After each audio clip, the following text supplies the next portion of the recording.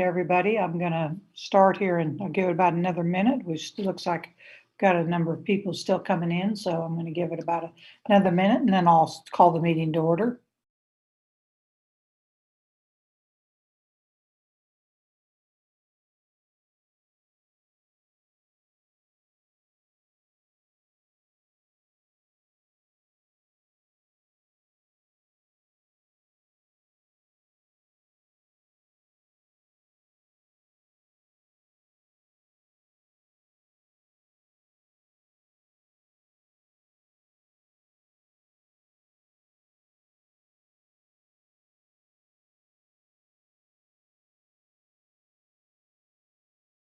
This is Kathy Bush. I'm the chair of the School Mental Health Advisory Council, and I would like to call to order the March 2nd meeting of this Kansas School Mental Health Advisory Council. We will be starting right at 9 o'clock and proceeding until early afternoon. So we want to welcome everybody, all of our members who are on. I know a few have already indicated to us that they'll be coming on a little bit late, so we'll have a few more members joining, and welcome to those who are watching the live stream. We are going to go ahead and start with roll call. So Kayla, I'll ask you to start, and when she calls your name, just unmute and indicate that you're present. Thank you. Good morning, everybody. Kathy Bush. Present. Jean Clifford. Dr. Jane Groff. I'm here, Kayla. Samantha Brown. I'm here. Shelby Bruckerhoff.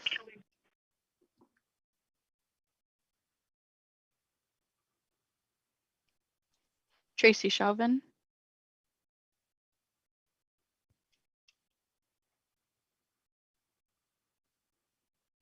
Jose Cornelio. Present.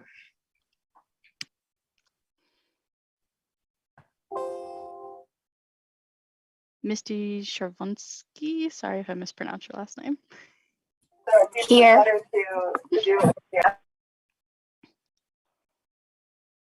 Sherry Domelin. Here. Diane Yersted.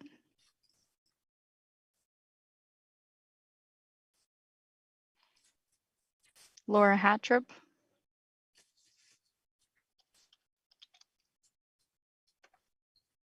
John Heim, or we have Brian Jordan.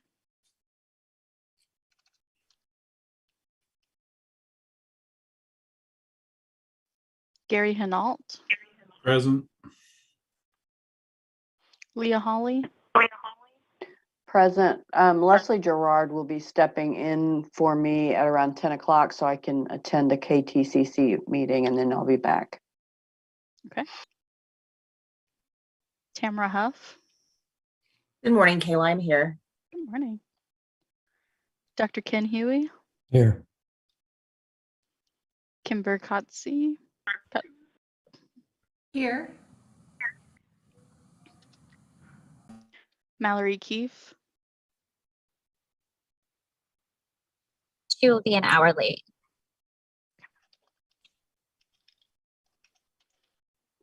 Kathy Ko. Present. Monica Kurz. I'm here. Ronnie Lawrence.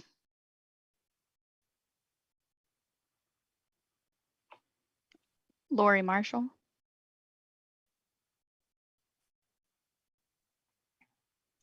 Melody Martin. Dr. John McKinney. Present. Kathy Mosier.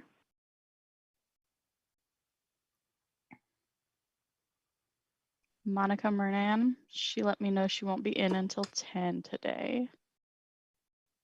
Dana Novak. Kimberly O'Connor. Good morning, here. Judy Rodman. I am here. Melanie Scott,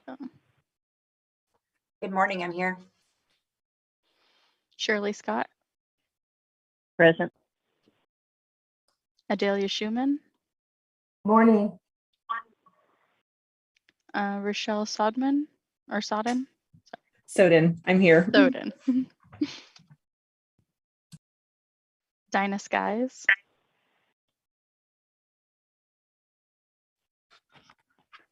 Kelsey Torres, Present. Ryan Vaughn,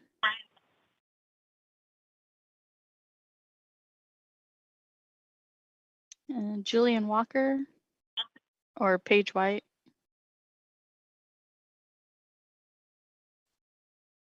Pam Wigan, I am here, good morning. Holly Yeager,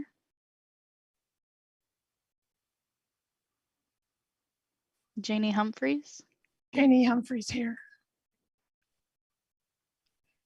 Jamie Dover,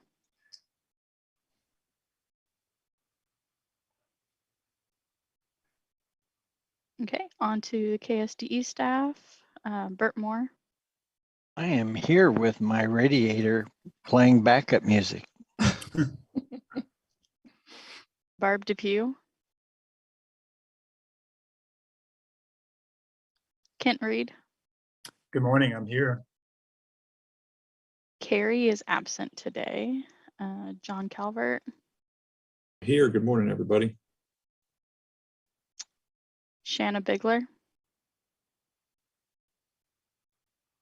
I'm here. okay. And then we also have Craig Neuenswander, Dale Broghart, and Mark Tallman joining us today. Is there anybody else that I missed?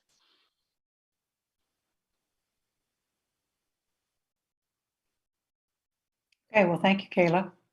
Appreciate the roll call, appreciate everybody being on. A few members I know are going to be late, which is understandable. A lot going on right now. We do have a lot of presentations today that are going to be as far as legislatively what's going on, so we look forward to those presentations. At this point in time, we do have an adjustment to the schedule. I see where Kelsey Torres was originally on to present a little bit of information about mini grants, and that has been taken off, but I see Kelsey is on. So I just am guessing she's not presenting that today. Is that correct?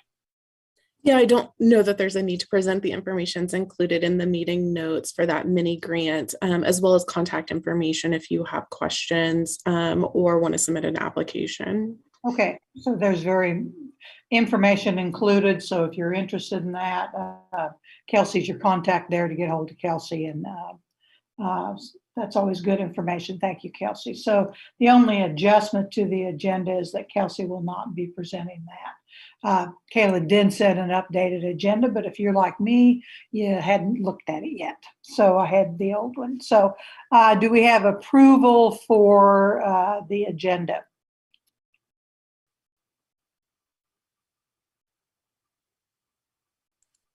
I move to approve the agenda. This is Judy. I'll second it. Okay, Pam, was that you that approved? Yes, that's me. Okay, Pam approved and Judy Rodman for a second. And I'm pretty sure Kayla will put up a poll for us.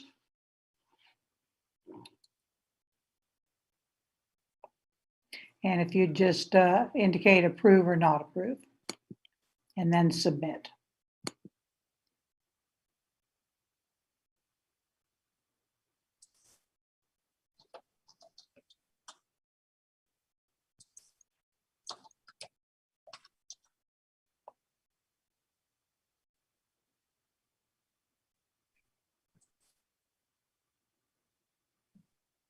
Okay, we have approval of the agenda. Thank you very much. Now I'd ask for approval of the minutes. This was from our January 5th meeting. So again, if you're approving or seconding, just unmute and indicate that.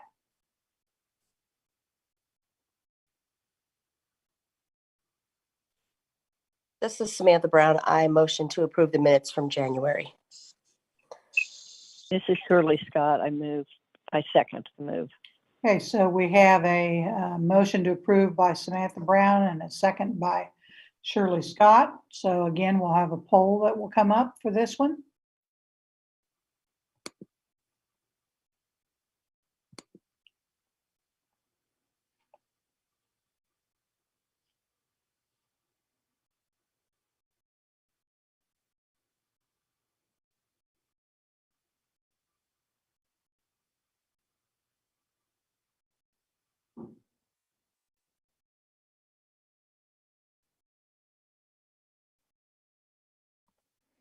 Okay, we have approval of the January 5th meeting minutes. So thank you very much for that. Public comments, and as I talked with Kayla before, we did not have anybody sign up for public comments. I don't believe we have anybody in that particular area. So with that, we'll move to the next agenda item. And Kent Reed is going to present some information regarding some legislative testimony that he did recently. So Kent? Thank you, Madam Chair. And again, good morning, everybody. Kayla, will you give me permission to share my screen? Yes, I will.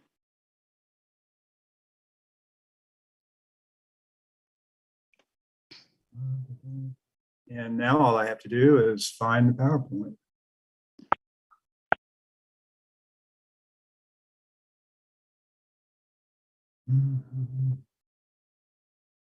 Well, early on in the legislative session, we received a request from the K-12 House Budget Committee to provide a 5 to 10 minute summary of social emotional learning.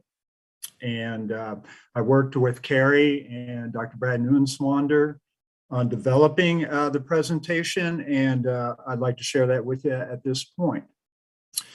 This hasn't changed. This is the vision of the state board to lead the world in the success of each student. Social emotional growth is one of our state board goals. And we found out, particularly through the Mental Health Advocacy Day, that for some people, the term social emotional is kind of a scary concept.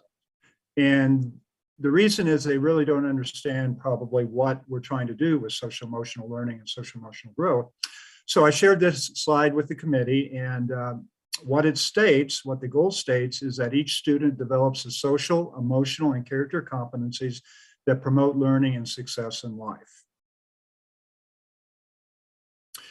And then to support that, we shared with them, and a lot of this is review for most of you. I know I've presented this a couple of times through the Mental Health Advisory Council, but you'll remember the community conversations that Dr. Watson and Dr. Neuenswander started about 7 years ago, and then this past fall they did it again, and the results were about the same. And essentially what Kansans told us was that 70% thought that non-academic skills were the most important. And when they talked to business, 81% of them said non-academic skills were the most important. So I laid that foundation. And then I shared with them just a little snippet of the preponderance of data that tells us social emotional learning works. And this is from the Durlock research. It's meta-analysis. Actually, there were 2 different meta-analyses. And as you can see toward the bottom, if you implement a social emotional learning program in your building with fidelity, those are the improvements that you will realize, whether it be pro-social behavior, improvement in attitudes about self and others, reduction in problem behaviors, reduction in emotional stress, increased standardized achievement scores. And really that was a tipping point when we first started this back during No Child Left Behind. Schools found out that if they taught SEL skills, achievement scores went up. You know, who knew that if you came to school prepared, you would do better on a standardized test. And of course, increased social emotional skills. Another study conducted by the Teachers College at Columbia University said that every dollar invested in social skill instruction, there's an economic return to the community of $11. And people ask, well, how did that happen? And I explained to them in terms of fewer suspensions, expulsions, discipline referrals, better post-secondary placement, et cetera. So I thought we laid a pretty good ground work as far as what SEL is and what it can achieve. Then we shared with them the standards, our social emotional character development standards. There are 3: character development, social development, and personal development. And I spent a little bit of time reminding them that this isn't handed down from on high. Local districts determine what their core principles are, with the exception of the 3 statutes, what we call the big 3.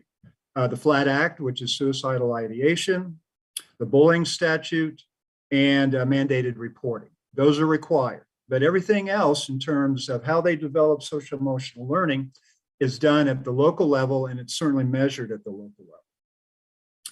We gave them an example of what the standards look like and mentioned that in 2018, we revised the standards and include the prevention statutes that I just mentioned, employability, which is a crossover from the career domain, school mental health, civic engagement, and mandated reporting. And we'll probably talk about that mandated reporting later on this afternoon. Now, this was the opportunity for me to associate mental health with the social emotional learning. And this is a copy of the wheel from the Kansas CAN competencies. And normally, if I have time, I would ask you to just put in the chat which one of these student competencies you feel are associated with school mental health. And obviously, there's some easy ones in the intrapersonal domain, but there are those that relate to mental health in the interpersonal and the cognitive. And I always describe perseverance as being similar to resilience. And heaven knows, not only students, but staff have been practicing resilience over the past 2.5 years. One question that came up during committee is, how do you address the Rose standards? And as far as curriculum and instruction, the Kansas CAN competency is one way many schools are doing that. Okay. Now, Shanna can speak more directly in terms of the pilot project and John can too, and other initiatives that we have specific to mental health. But on the curriculum and instruction side, SEL is a way that we can address the Rose capacity. And the Rose capacity of importance is that all schools will address the mental and physical well-being of their students. This is a great sequence, a curricular sequence of the Kansas CAN competencies. Amy and Patty took 6 of the competencies, and then you see the pre-K, K2 sequence. It goes all the way down to 12th grade, the document does. But it offers schools the opportunity and professionals the opportunity to see how to embed these student competencies in the work they do with curriculum and instruction. We mentioned employability. This was a tag on Dr. Watson's presentation before the special committee in December. And he really honed in on post-secondary preparation, graduation, and employability.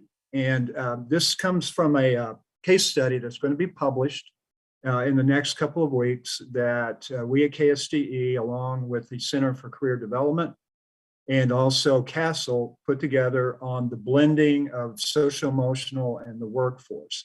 And essentially, it just provides examples of how you can embed employability K-12, whether it be through preschool and elementary, through middle school, and through high school. We wanted to tell them what guidance we provided in terms of measuring social emotional factors, because Senate Bill 2513, I think, is the bill that addressed the Communities of Care survey, well, any survey, and we provided some opportunity to discuss that. Of course, the one that stands out for us, particularly in light of our KISA accountability strategy, is outcome data. And also the idea that we utilize multiple measures to determine if what we're doing is working. We do collect some social emotional data that's primarily required by the federal government, through our titled services. And those data points that we collect here at the agency are attendance, program completers, bullying incident data, suspensions, expulsions, and emergency safety interventions. And that was a short presentation. We were only given 5 minutes. As soon as I was dismissed, then they conducted a hearing on 2513, and there was a parade of angry parents that came forth and told the committee how bad Kansas education is, essentially. Kent, what other questions did you have from the committee? I had one from Representative Penn, an African-American Republican representative from Wichita, who said, do we support Black Lives Matter? And Brad jumped up and said, well, that sounds like curriculum to me, which what he meant was that that's a local option issue as far as what a local district would decide on in terms of curriculum and instruction. But as soon as he finished, I said, you know, the agency has always supported diversity, equity, and inclusion. It's part of our KISA application process. And we have sent out a lot of material relative to how to grow diversity, equity, inclusion. So that was one interesting question. The other interesting question I alluded to was the ROSE capacities, because that's state law. That's in the appropriations bill. And I think that kind of slowed their criticism down a little bit. I'm not sure if it ended it, but it certainly slowed it down. Well, actually, if you look at the ROSE capacities, they fit in very well with what we're doing with the social emotional framework and all of that. I mean, it's so integrated with the academic and curriculum side. It's almost gotten to the point where it's hard to separate the two. Yeah. And like I mentioned at Mental Health Advocacy Day, the chair, after I was dismissed, then she had some disparaging remarks about social emotional learning. It's not working. And she pointed out the high rate of student suicide as her rationalization for that. Privately, individually, later visiting with some legislators, I said, you know, that's an issue for all of Kansas. The Department of Agriculture has a call-in hotline now for farm families that are struggling during the pandemic and the pressures that you know, business has created. Military families are struggling with that. You know, here locally, we had a student in my daughter's class who committed suicide, and it was a mental health issue. He had a diagnosis, and we just couldn't get through the demons. So we're all struggling with that, but there are examples of how social emotional learning has helped reduce the incidence of it. And she didn't acknowledge that, but we certainly shared it privately with legislators on the committee. Are there any questions from anybody? I know we're going to delve a lot more into some of the legislative information. That's what a majority of our agenda is today, but are there any specific questions to Kent on this presentation? And Shanna, were you there also on that one? I was not in attendance on that. I was at the Mental Health Advocacy Day, and I can't mention it, but I'll mention it again. There was a senator that spoke that day, Senator O'Shea, and she, based on my impressions of what she said, kind of validated the fact that there's some confusion in terminology as far as people's understanding of social emotional learning and versus mental health versus diversity, equity, inclusion, and even as far as critical race theory.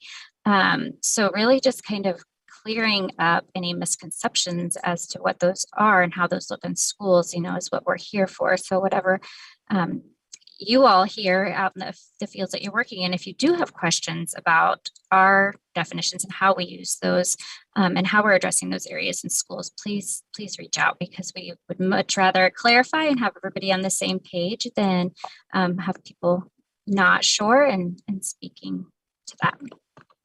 Yeah, good point, Shanna. It's, you know, sometimes I think in education we're our own worst enemy because we speak in educationalese sometimes, and we need to make sure when we're addressing terminology, explaining things, that we do it in language that is a little more clear to everybody.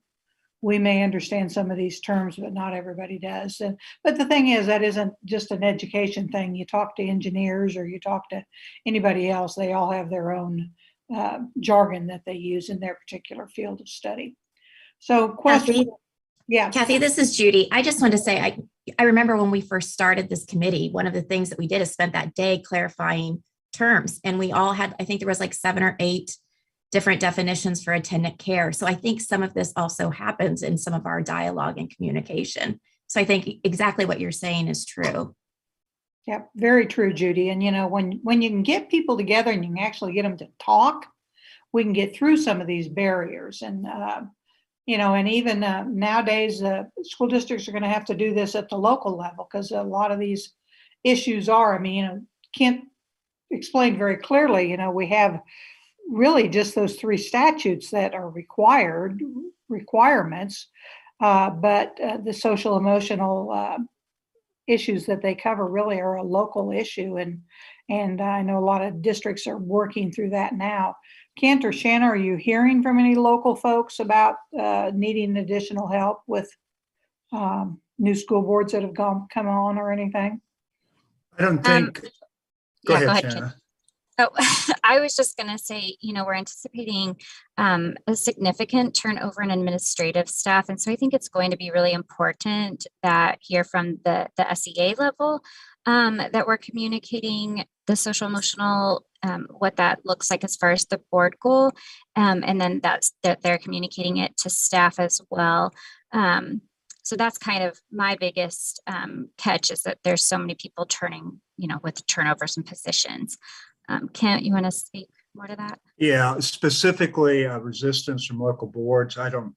Maybe one, not very many yet. That's for sure. And I would agree with Shanna. Not only is there a tremendous turnover in administrators, but there's a tremendous turnover in school counselors. And we know that particularly in underserved areas, they may not have a school counselor or social worker. And we have a triage unit that works with schools that suffer suicide ideation. And one that we did in Western Kansas, the nearest community mental health center was 70 miles away. Mm-hmm. So we're doing a lot of that support work, and that continues, and it hasn't slowed down. Let me throw this out to you because I know in the past you did a lot of, I think we called them road shows. I can't remember for sure, but summer workshops for school districts or, is there any of that? We're kind of coming off of COVID. Yeah, I've done, now that we're kind of getting back together in person in the last 2.5 weeks, I did 4 conferences. One of them was virtual, but the others were in person. And this is exciting, a chance to preach the Summer Academy gospel. KSD has traditionally provided professional development opportunities. We call them our Summer Academies. And this year, not only are we going to have an SEL strand, but we're also going to have a school counseling strand. And Melanie Scott is going to be one of our trainers. I'm trying to think if there's any other trainers that are on this call. Don't think so. But that'll be in Garden City, Manhattan, Andover, or not Andover, Goddard, and there will be a virtual one. And as soon as the registration link is ready, we'll send it out and we'll send it to this group as well. But it's a great opportunity for really cheap professional development. Great. I was going to ask you to send that information out to the council. So I'm glad you did that, Kent. Thank you. Shanna, any training opportunities you're aware of? Same thing. Conferences have kind of been the big buzz right now. And actually I've had a lot of really good responses from the field of educators saying that they're feeling re-energized has been the word that's come up the most often from going to the conferences. So I think that people really need that moment and are benefiting from it. So that's pretty much what's happening right now. Yeah, I would agree with that. Last week, I spent all week at the Kansas Counselors Association conference, and there were social workers there. There were school psychs there. It's healthy to cross over, particularly if you find content in a conference that applies to your work. And certainly, I think just the opportunity, this is the first one that we've had in person in two years. just the opportunity to be with your peers and colleagues and share your stories and draw energy from one another makes a big difference. So Shanna's comment about feeling re-energized is absolutely the truth. I think that's great. Kathy, Yes. Kathy, this Yeah. is Jane. And in my TASN work, as I have been out in the schools and in the districts, what you were talking about earlier is what I encourage for families to hear. Get together on this term, make sure everyone uses the same term, and then kind of as a preventative, talk about it. Back to school nights, all the good things that are happening for their students in social emotional learning, parent teacher conferences, so it can help normalize the conversation about social emotional learning. The more they hear it, the less fear, the less they're thinking it's critical race theory or, you know, any of that kind of stuff. And the other thing is Kent's fabulous presentation. It made me think of a parent I recently talked with whose son had committed suicide after he graduated high school and who wants more. She wants something. She wants more in the school system. And those for the legislators to hear, okay, that works both ways. You know, there are family members that say, and we face this, and I'm an advocate for more, for some and for more. So I hope they hear some of that at some point and sometime. But Kent, that was a fabulous presentation. Thank you, Jane. Yeah, thank you, Kent. And I assume that'll be available to the council so folks can go back and refer to that. You presented a lot of good information there, Kent. So we Thank can you, Madam Chair. make that available to the council. I think folks could probably benefit from some of that use. So Kent, thanks. Shannon, thanks. Jane, thanks for your comment too. And then there's another hand raised. Ask a question. Yeah, go ahead. I don't know who's speaking. Go ahead. Thank you. I wanted to get some I know you. clarification. Speaking of definitions with regards to social workers in the school place alongside with counselors, have we clearly identified the roles or are they merging? Can you speak to that? I'll go first, Shannon, and then Sounds good. the commissioner from day one, when he walked into the office, he was preaching the gospel, hire more school counselors, school social workers, and school psychs.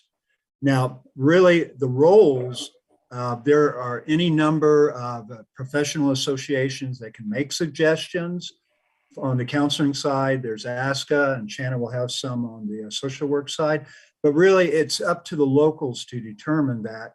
But what we do tell them is that you need to develop a mental health team with all three of those folks on it, and then hopefully some others so that you can get a broader perspective, including community and parents.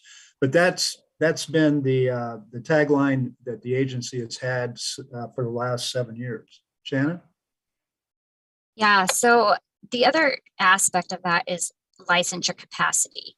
And so again, like Kent said, that mental health team is really what's vital, is having those pieces represented because they all do have specialty areas to bring to the table and to be able to leverage. And I really have been encouraging those mental health teams to get together and have PLCs, professional learning communities, where they are identifying what each other, the studies, the specific classes that they've taken, the specific areas of expertise that they have, so that they can then work together to collaboratively decide what their scope of work within their district is best leveraged to be able to serve kids. And so, there's so much work when we talk about mental health. We talk about collaborating with mental health facilities. We talk about work with families. We talk about therapeutic services to kids. We talk about special education, social work kinds of services to kids. We talk about tier 1 services of SEL.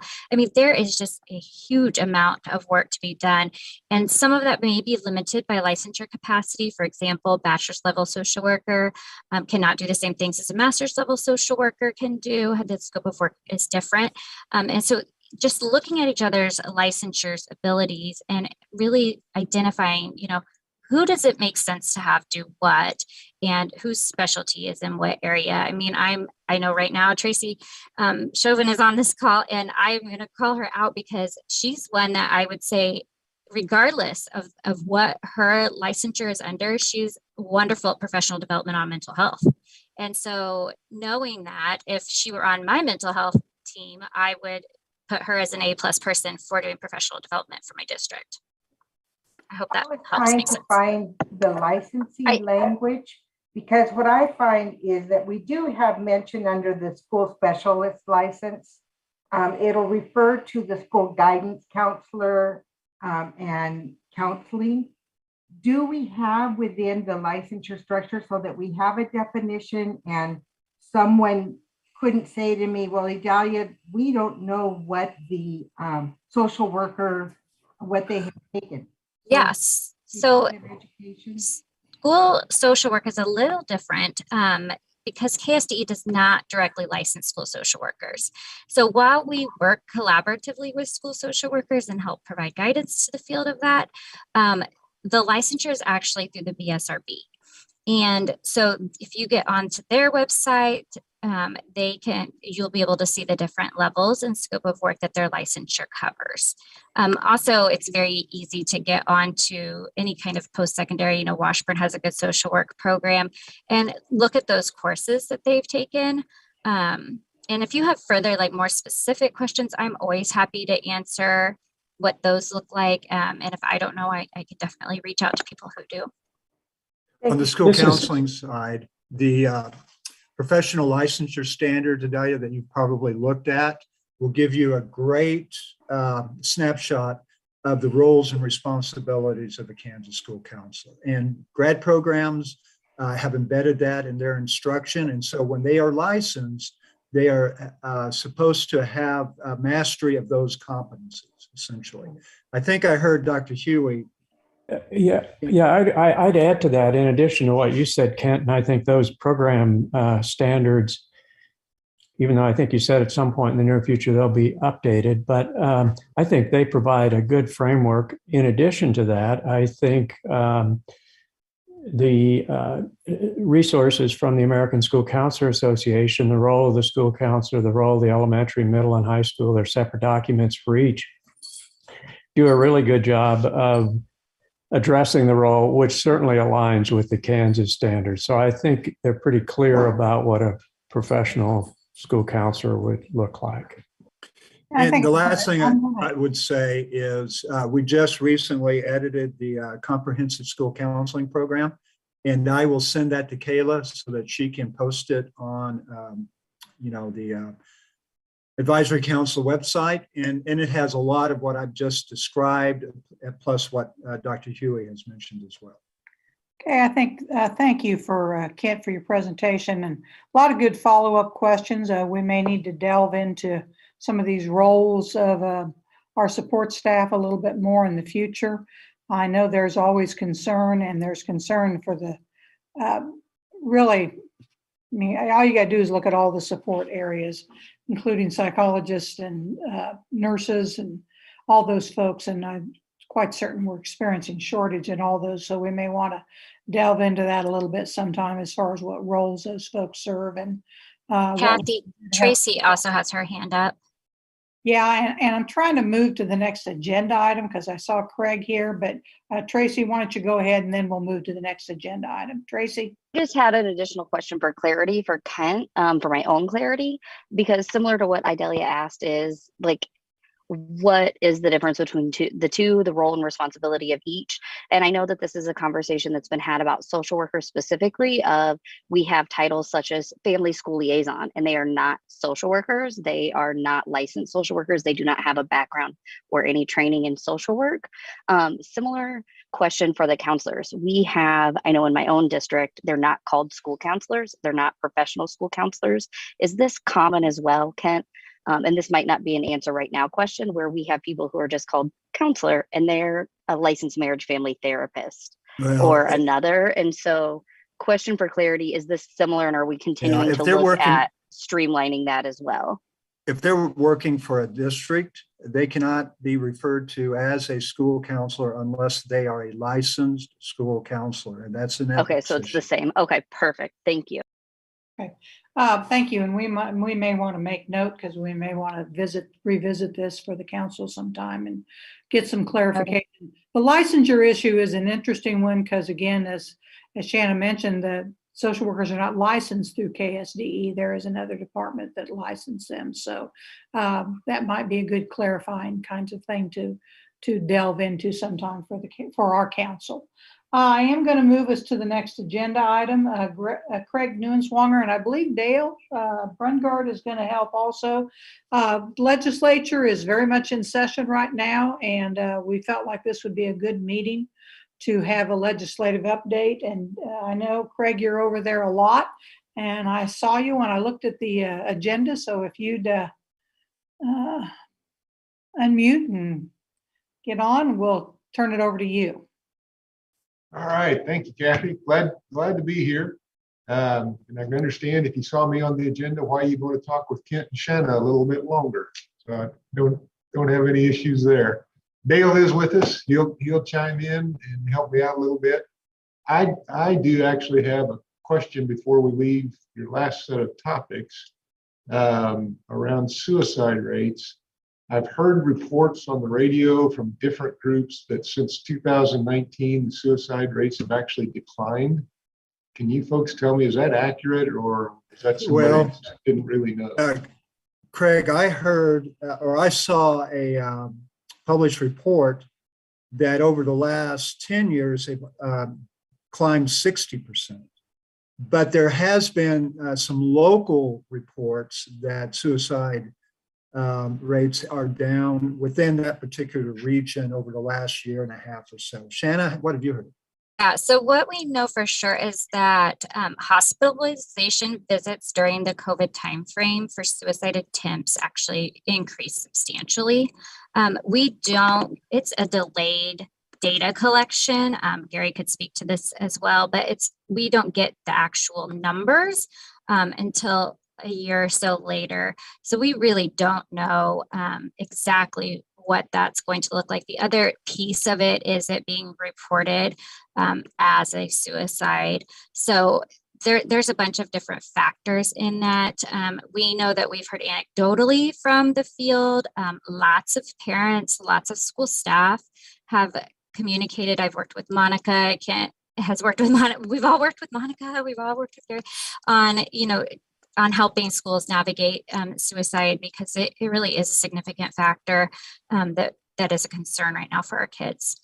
Kathy, this is Kim O'Connor-Soul, and I work at the Children's Psychiatric Hospital as the Vice President of Clinical Services there. And what I can tell you is the numbers are, as Shanna mentioned, like in lag time from when we get them, but we do know there was close to a 70% increase in emergency room visits from 2019 to 2021 in the winter for suicide attempts.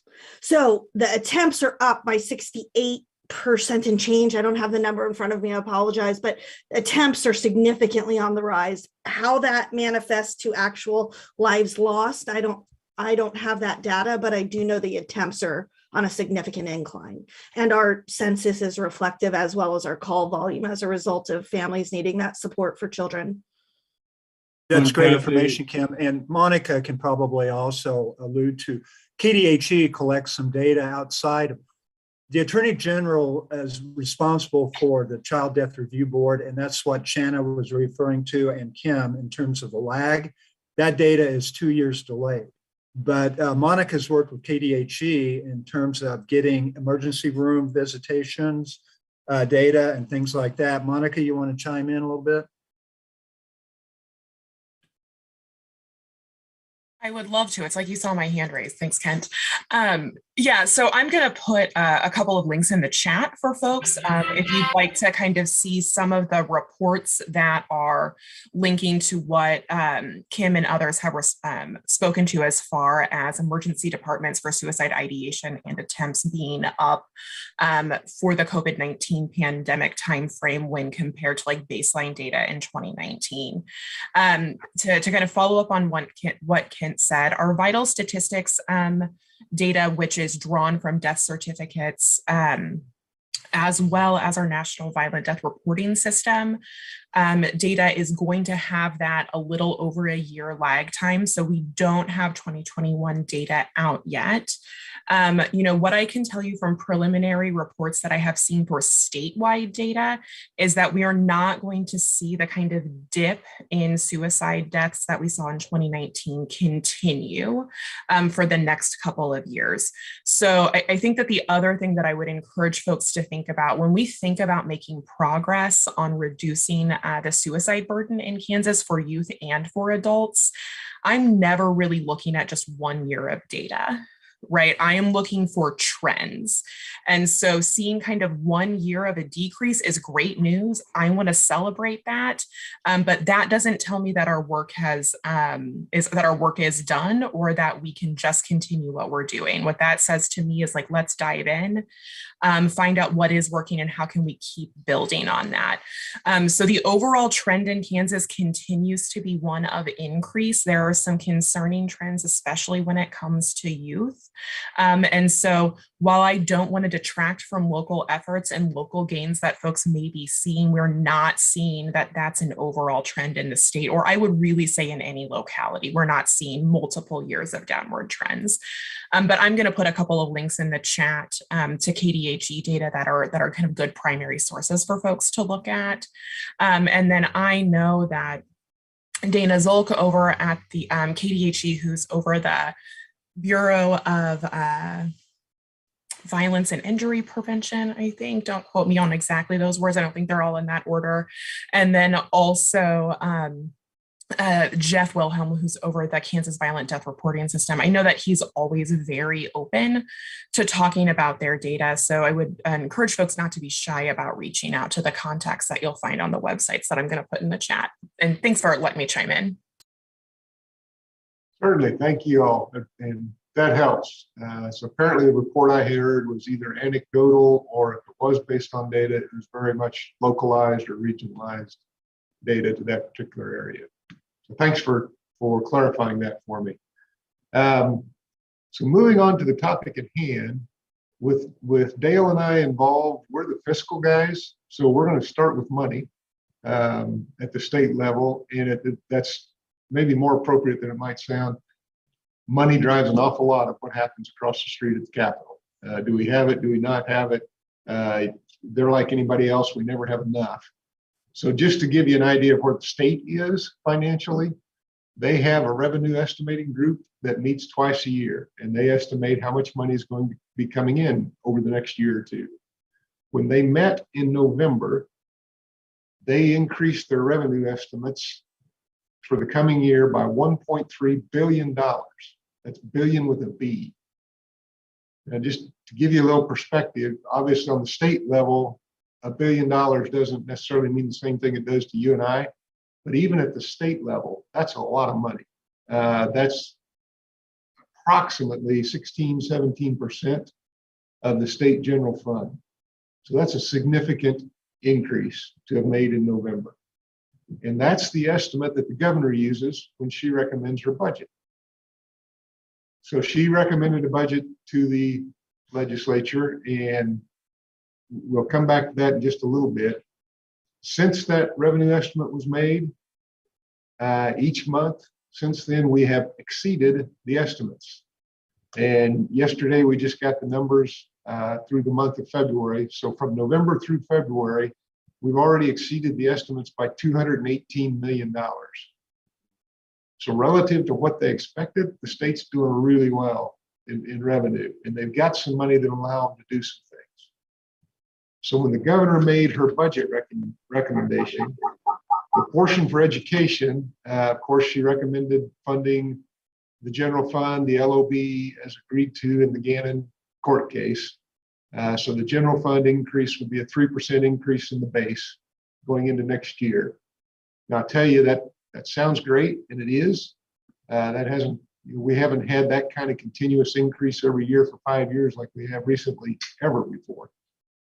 So that's good, but we have a number of districts that are declining in enrollment because of what happened during the pandemic.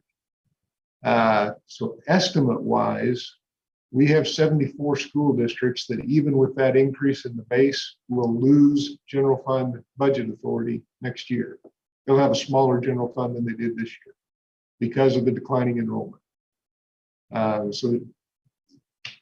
While it's good news that the base is increasing, it obviously doesn't tell the full picture.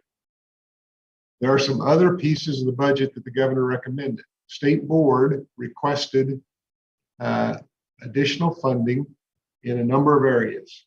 Professional development has not been funded for a couple of years. The state aid for that, they requested funding for that. The governor included that in her budget recommendation to provide additional funding in FY23 for professional development. The mental health intervention team pilot program. State board requested additional funding. She included $3 million in the budget to increase participation in that program. Depending on which districts are interested in joining, that could mean another 15 to 25 districts could take part in that program next year, as well as perhaps allow for some expansion in those that are already participating. A portion of that $3 million, her recommendation would be used for a third-party study of the program. Let's find out, since we're in the 4th year, how successful is it being? What are some areas we might concentrate on improving or doing more of? Craig's perspective, that would be a worthwhile use of part of those funds. She also recommended, again with state board suggestion, funding for career and tech ed transportation. We used to, as a state, pay districts for part of their cost to transport students to technical colleges or community colleges for career and tech ed education. She's recommended returning to funding that. She recommended funding the governor's teaching excellence program. Most districts know that better as the national board certification. So if as a teacher you've earned national board certification, the district is required to pay you an additional $1,000 a year. There's statute that allows for the state to reimburse the district for that cost. That's what this program does. The other piece that's important, we think, and the legislature has agreed for 3 years now in their dyslexia task force recommendations, is funding a statewide dyslexia coordinator. They continue to recommend that. They haven't funded it. This year, the state board took advantage of ESSER funds and put that position in place. So Dr. Lori Curtis has been added to our staff here at the agency for that purpose. The recommendation the board made and the governor included in her budget was, let's fund that with state general fund monies. Let's make that a state funded position as was recommended by the task force. So those are the recommendations she's put in place. Those all have to go through the legislative process. On the Senate side, the Ways and Means Committee met yesterday to review her recommendations. They agreed with them. One other recommendation she made that's important to school districts, and if you don't work in the budget office of your school district, you may not even be aware it happens. The final state aid payment in the general fund and the LOB that your school district receives arrives in July. That's after the fiscal year's over. That kind of creates a balancing act for your school district in the budget office to figure out what bills can I pay on time and what bills can I delay for a week because I don't actually have my money for the school year. That's been happening for a number of years. It was originally put in place because the state was short of money. And so they moved some money into the next fiscal year so that they didn't have to come up with it at the end of the current fiscal year. And it's stayed there forever. It's about a $200 million expenditure to fix that, but it's a one-time expenditure. So if revenues are up, this would seem to be an ideal time to fix that, and she has recommended that. The Ways and Means Committee is going to meet again later today to take that up and see whether they agree with that piece of it. So that's the finances and the governor's recommendation that went with it. So we'll go through a few bills, and I should have said earlier, if you want to throw any questions in the chat, Dale and I will watch and try to keep track of those, or stop us as we go along if you'd like to, and we'll try to fill in any of the gaps that we miss. And there are some gaps. Craig, I'll keep an eye on the chat box for you also for questions. Thank you, Kathy. That'll help. So first, a little bit about where they are in their process. They just finished turnaround last week, which is more or less the halfway point in the session. It's a little bit, if you follow Major League Baseball or basketball, the All-Star games are considered the midway point of the season. Well, they're really not, but that's what they call it. So I don't know that turnaround is exactly halfway through, but that's the way they look at it. That's the point in time where theoretically a bill has to be passed by its House of origin or it's dead. So if a bill was introduced in a House committee, by the end of last week, the committee had to move it out of committee, go to the floor of the House, and the House had to pass it, or that bill is no more. When I say theoretically, nothing ever really dies in the legislature. There's all kinds of ways they can bring bills back. They can assign them to blessed committees, and we'll talk about that with a few of these in other ways. But it does kind of mark a breaking point in the session where bills now kind of change houses. So what the House was looking at, the Senate will now look at, and vice versa. So I'm going to start with some of the Senate bills, and I will, in the interest of your time, I'll skip over a few that probably don't affect anybody but maybe us at the agency and a few others. There's one dealing with driver's education programs, not school district driver's ed, but private driver's ed programs. We won't get into that much. Senate Bill 341 will impact school districts, and it's been blessed, so it's still alive. It now has two pieces in it, and a number of the bills we're going to talk about used to be 3 or 4 bills, but they combined them into one before they left committee. So this one used to be 2 bills. The original Senate Bill 341 still exists. It would change the way federal impact aid is treated. I'll try to be brief here, but federal impact aid exists for those school districts that have federal property. And the reason it exists is federal property is exempt from property tax. So if you need to raise money for your budget and you use property tax to do it, and a big chunk of your land doesn't pay property tax, everybody else in your district has to pay more. So impact aid was put in place at the federal level to offset the fact that you're not getting all the property tax you normally would. In Kansas, the general fund is partially funded by a 20 mil levy that's required. Everybody levies 20 mils for the general fund, and that is now considered state revenue. So if you have federal property that doesn't collect that 20 mils, it's the state that's losing that 20 mils, not the local district. So for that reason, Kansas has permission from the federal level to use 70% of the impact aid money that districts receive to offset funding in the general fund, to make up for what they're not collecting in the 20 mils. Logically, that makes sense. The issue is nationwide, we are now the only state that does that. And since a lot of federal property in Kansas and other places is tied to military reservations, Fort Riley, Fort Leavenworth, McConnell Air Force Base, the military nationally looks at that a little funny. How come you're not giving that money to those military schools? Why is the state claiming part of it? And the reports that were presented to the legislature are that nationally, the military looks at the state a little funny and takes that into consideration when they're assigning soldiers to a particular state, one state as opposed to another. That becomes an economic issue for the state of Kansas. If we're going to have fewer soldiers in the state, or if they're going to move entire platoons out, whatever the case might be, economically, that's an issue. So 341 is in discussion for that reason. Do we need to adjust how we treat impact aid so that we're not different from all the other states and it doesn't create an economic loss to the state? If they choose to do that, that's all well and good, but that means then the state has to make up the revenue that they used to claim from impact aid, and that's anywhere from $13 to $17 million. So it's not just a clear-cut decision of, yes, let's help them out, because it does come with a fairly significant price tag.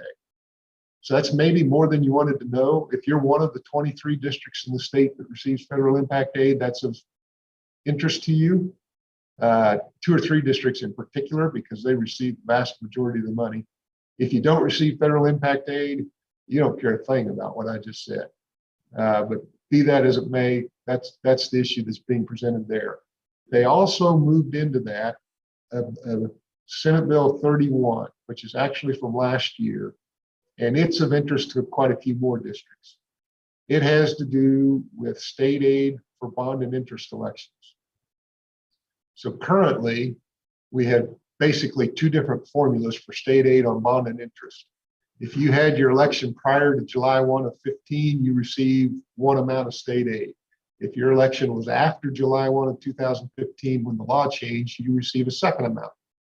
And that second amount is significantly lower, like 33, 34% less. Another way to say that, if you're getting 33 or 34% less state aid, your local property taxes or taxpayers are paying 33 or 34% more. So Senate Bill 31 would make an adjustment to the new state aid rates.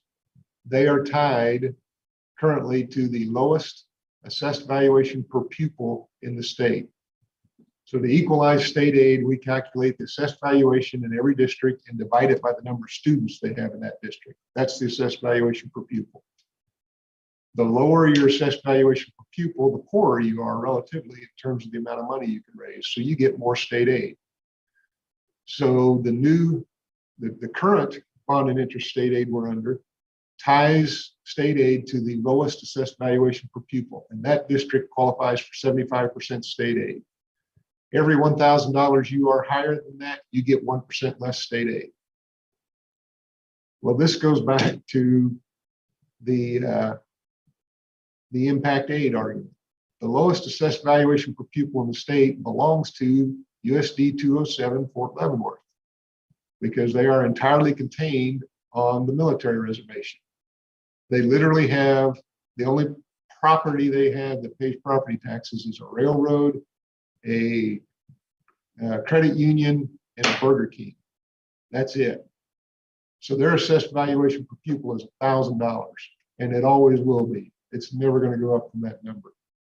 The next lowest is in the neighborhood of 19 or 20,000, depending on the year and what their enrollment is now. The kicker to that is by statute, because Fort Leavenworth is the type of installation that it is, they can't even have a bond election. So the state aid for bond elections is tied to a district that can't have bond elections. So this bill would change that and take Fort Leavenworth out of the calculation, which essentially increases everybody else's state aid 18, 19, 20%. So it won't be as big a jump as it was prior to 15, but it'll be significantly better than it is now. I mention that because we have a number of districts that are having bond elections this spring, and this bill is prospective. It doesn't kick in until July 1 of 22. So some of them are reconsidering when they want to have their election, and they may wait until next fall just in case this bill passes. It would have a significant impact on their mill rate. So that's a lot more than I'll talk about most of the rest of these bills, but that one takes a little bit of explanation.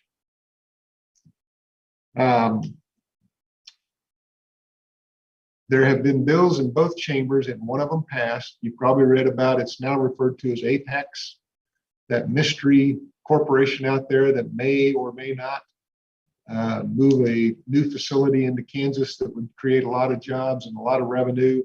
And in order to try and attract them, the legislature passed a bill and the governor signed it that would provide up to $1 billion worth of incentives to that particular industry. We're in competition for another state with it. So that's been passed. I mentioned that in part because with additional revenue, one of the things legislators want to look at is tax cuts. And one of those that we've heard a lot about even before the session started was eliminating the sales tax on groceries. Axe the tax was the big promotion. They've already had a lot of talk, legislators have, about delaying that. And part of their rationale is because of Apex. If we're going to give up to $1 billion to that particular company, they don't know that we can afford to axe the tax on groceries. Or at least that's the argument that's being made. So a number of the other tax cut bills are being discussed a little more than they might have because of what they've already approved for the new corporation. And we don't know when we'll find out if that corporation will actually come to Kansas or not. And with that said, I won't talk a lot about many of the other tax cut bills just because of the uncertainty. So 362 on the Senate side is one that all districts will be interested in. It has been law for quite a few years now that school boards have to do a building needs assessment and then use that information when they develop the budget. There's nothing in law about what that needs assessment has to look like or everything that needs to be included. We've had some possible questions you might want to look at posted on our website for a number of years. But in the past year, that's become a target of some who are interested in what school districts do or don't do, both legislatively and otherwise, lobbying groups. So they wanted to beef up the requirements a little bit. So Senate Bill 362 does that. It gets a little more prescriptive about what the board has to do when they look at that building needs assessment. They have to include state assessments. How did the students do? They have to specifically identify what are the barriers that prevent students from scoring above level 1 on the state assessments. And then somehow they have to determine what's the timeline when you think every student will score above level 1 on the state assessment. So setting aside all the arguments you could come up with about how that's going to be a little difficult to determine until we address some other issues as a society, those are the questions they want the board to address. Well, most of the information you need as a school district to address those questions, you're already looking at, you're already sharing with your local board. You already talk about state assessments and how your kids did. You already talk about the barriers and the things you need to put in place to address those when you go through the KISA process. So as an agency, we are going to, part of the agreement to get this bill moved in a manner that we thought districts could live with, we'll develop a form that districts can fill out and they have to post it on their website that answers just those questions that are in the bill. And as a part of that form, we'll make reference to school districts just to remind them, you've already posted assessment results. You've already got reports posted on our website and on your own that address these questions for you. You've already done this work with KISA. Here's where you can find all of that to help you answer these questions. Rather than reinventing the wheel or coming up with different information, we're going to try to make it a little simpler for school districts. And we're going to try to have that out. We will have that out this spring. And normally, you would have had most of this done by now with your board, and many districts probably already have, but it hasn't been on this particular format. This year, it will be a little late getting to you because the bill's still moving through the process. So watch for that to come. Kathy? Yeah, I have a question on that one. Is that the one that all the hoopla is about right now? That's one of them that all the hoopla is about. It really maybe got more hoopla last summer because the Kansas Policy Institute called a number of districts and asked to see their needs assessment.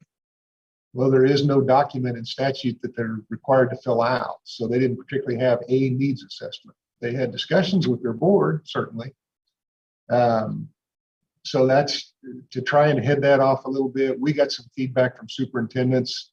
We see what they're trying to do. We know we're going to have to do this. Just give us a form that we can fill out and post so we don't get beat up over not following the right process. So that's what we're trying to address. Okay, so the department then has already said we will come up with this form because basically the data is all out there. Yes. As it is.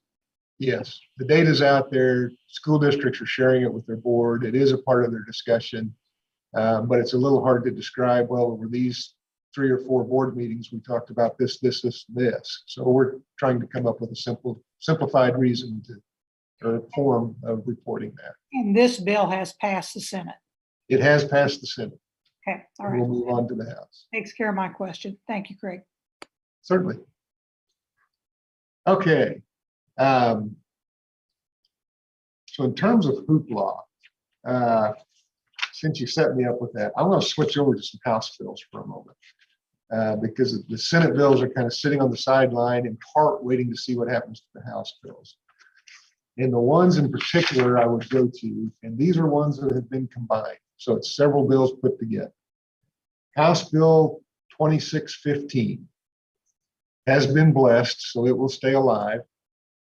Has several pieces. One of the big ones is called the Student Empowerment Act, and it's an education savings account. So if a student in your district qualifies for free or reduced meals, free or reduced price meals, I always catch myself saying reduced meals. Just for the record, we don't recommend that you feed anybody less food. So free or reduced price meals. So if they qualify for either one of those, or if you have determined that they're an at-risk student for your at-risk programming, then they are eligible to participate in the education savings account. And the savings account is administered by the state treasurer's office. It is state money that those students and their parents would have access to and would be able to use to pay tuition or fees to attend a private school. So you can imagine there's a number of issues with that, concerns about state money to pay for tuition at private schools, one thing and another. State treasurer has some real concerns about that. His office is not staffed to manage that many individual savings account funds. In fact, the state's revenue system is not set up to handle individual accounts like that. So it comes with a pretty hefty price tag from the state treasurer's office. But this is the second year in a row we've had a bill at least very similar to this, if not exactly, introduced. And it's now a part of 2615. Other parts of that bill, one allows students to earn course credit through alternative educational opportunities. So think internships. You have which you're going to say, my school district's doing that now. That's true. A lot of school districts already do this. But they had a bill introduced and it was rolled into 2615 that would allow it to happen. One concern that was expressed by some of the groups that testified, this bill requires you as a school district to get approval from the state board on your program before you put it in place. It's not, the programs you're doing now don't currently have that requirement to that extent. So the question was asked, if we have these programs and they're already working, why are we introducing another level of bureaucracy to the practice of that? But be that as it may, that's a part of 2615. 2615 also, the language says allows students, but actually it requires school districts to accept transfer students. So if I live in one district and I'd rather go to the school district next door, the school district next door has to take me. With a couple of exceptions, if I've been suspended, the school district next door can still honor that suspension.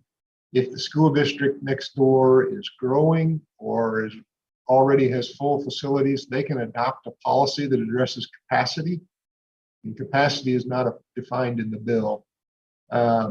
But it would allow a school district to say, if we're really full and we don't have room, we're not going to take a transfer. Or if, whatever the definition of capacity is, it may be physical space, it may be numbers of teachers. We just can't, if we take 2 more students, we've got to add another section of 3rd grade, and we may have a classroom for that, but we can't afford another 3rd grade teacher. Issues along that line. The other, and they had some testimony.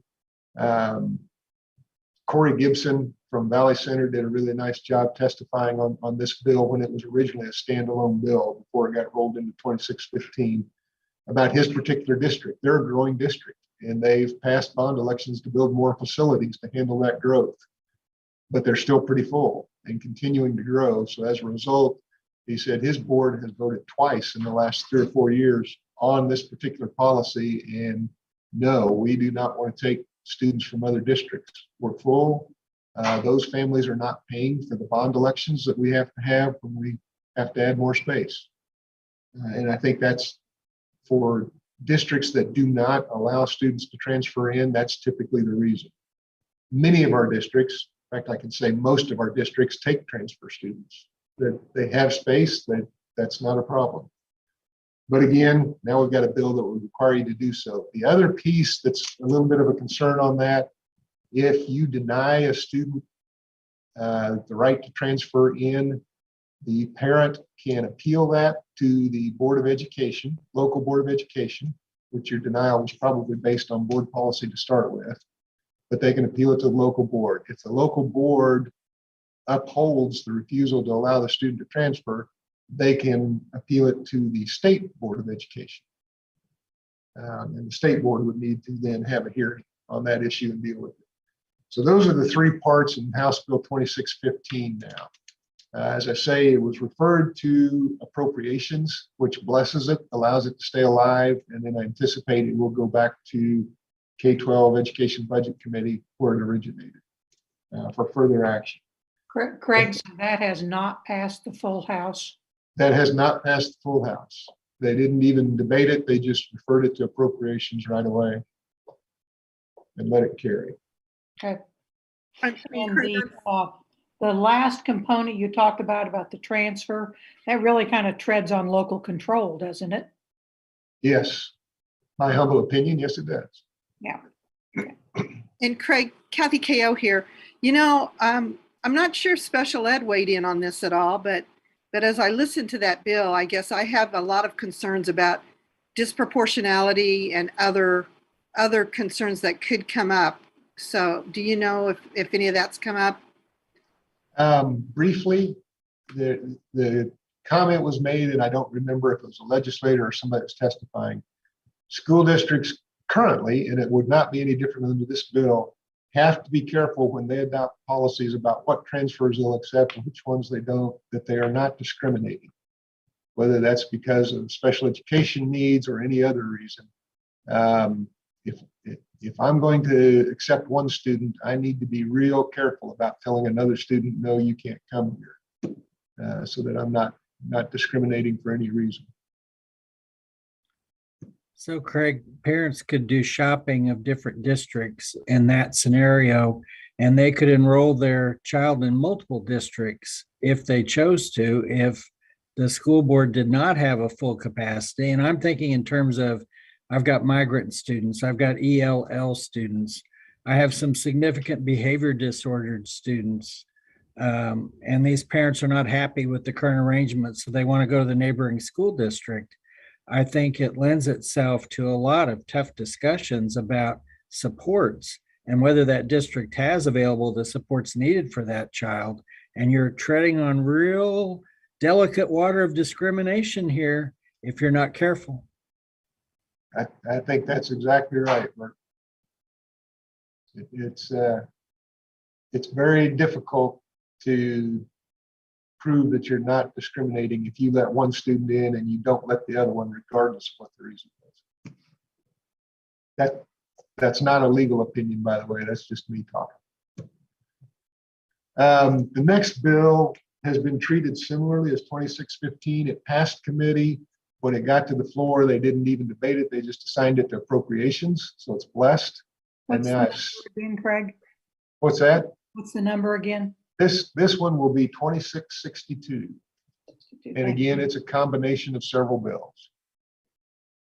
And the piece that gathers, or one of the pieces that gathers attention is it now contains the Parents' Bill of Rights on the House version of that.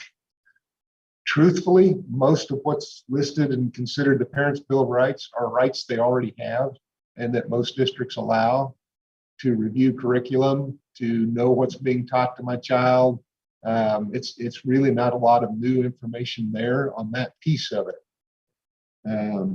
To review what's in a school library. One of the things that it requires you to do as far as reviewing materials in your library and other places, a label of parental review recommended has to be assigned to certain materials in the library. If you as a district determine that that's that particular book or that journal, whatever the case might be, should carry that review. And there are a few definitions in the bill, mainly, well, they use the word prurient, which I like to just use to show that I can read that word. But it has to do with obscenity. And it's kind of like other definitions of obscenity. I'll know it when I see it, types of things. So any materials that might be judged to be close to that, you would need to label as parental review recommended. So when I've talked with a few other groups, they have opined that if I start labeling materials that way, I'm going to have a long line of middle school kids wanting to read that book. That may be the best inducement for my reading program I can have, is to slap that label on a number of books and get them to move up grade level readings that way. But that's a part of 2662. The other piece that has probably drawn the most attention, it's hard to determine on some of these what would get the most attention, the requirement of an academic transparency portal in each district. And this is where teachers would be required to list and report all of their curriculum materials, all of their instructional activities, everything that they're doing in the classroom. Now the sponsor of the bill was real careful to say you don't have to report your lesson plans. But I heard some teachers retort that, well, if I'm posting all my curriculum materials and all my instructional activities, isn't that my lesson plan? Either way, whatever you call it, it's going to be a lot of work for teachers, obviously. That all has to be posted. Doesn't necessarily have to be posted in advance, but by June, you have to have everything on there that was taught during the year. Every teacher, every building in the district. That, as you can imagine, has drawn some attention. That is now House Bill 2662 on the House side, and it has been blessed, so it will stay alive for the length of the session. Those are the two biggies as far as what people are concerned about. One I'll just mention that drew some attention early, but it has been amended a little bit. House Bill 2446 is the computer science curriculum bill that originally would have required every student beginning in, I believe, 2025, with the 9th grade entering class in the fall of 2025, would have to have and pass at least one computer science course in order to graduate. When they worked the bill in committee, Representative Hubert sponsors this bill. He pulled that requirement out. So the bill no longer has the graduation requirement. It does require that every high school have a course in computer science, which many already do. But that's the only requirement still remaining in that bill.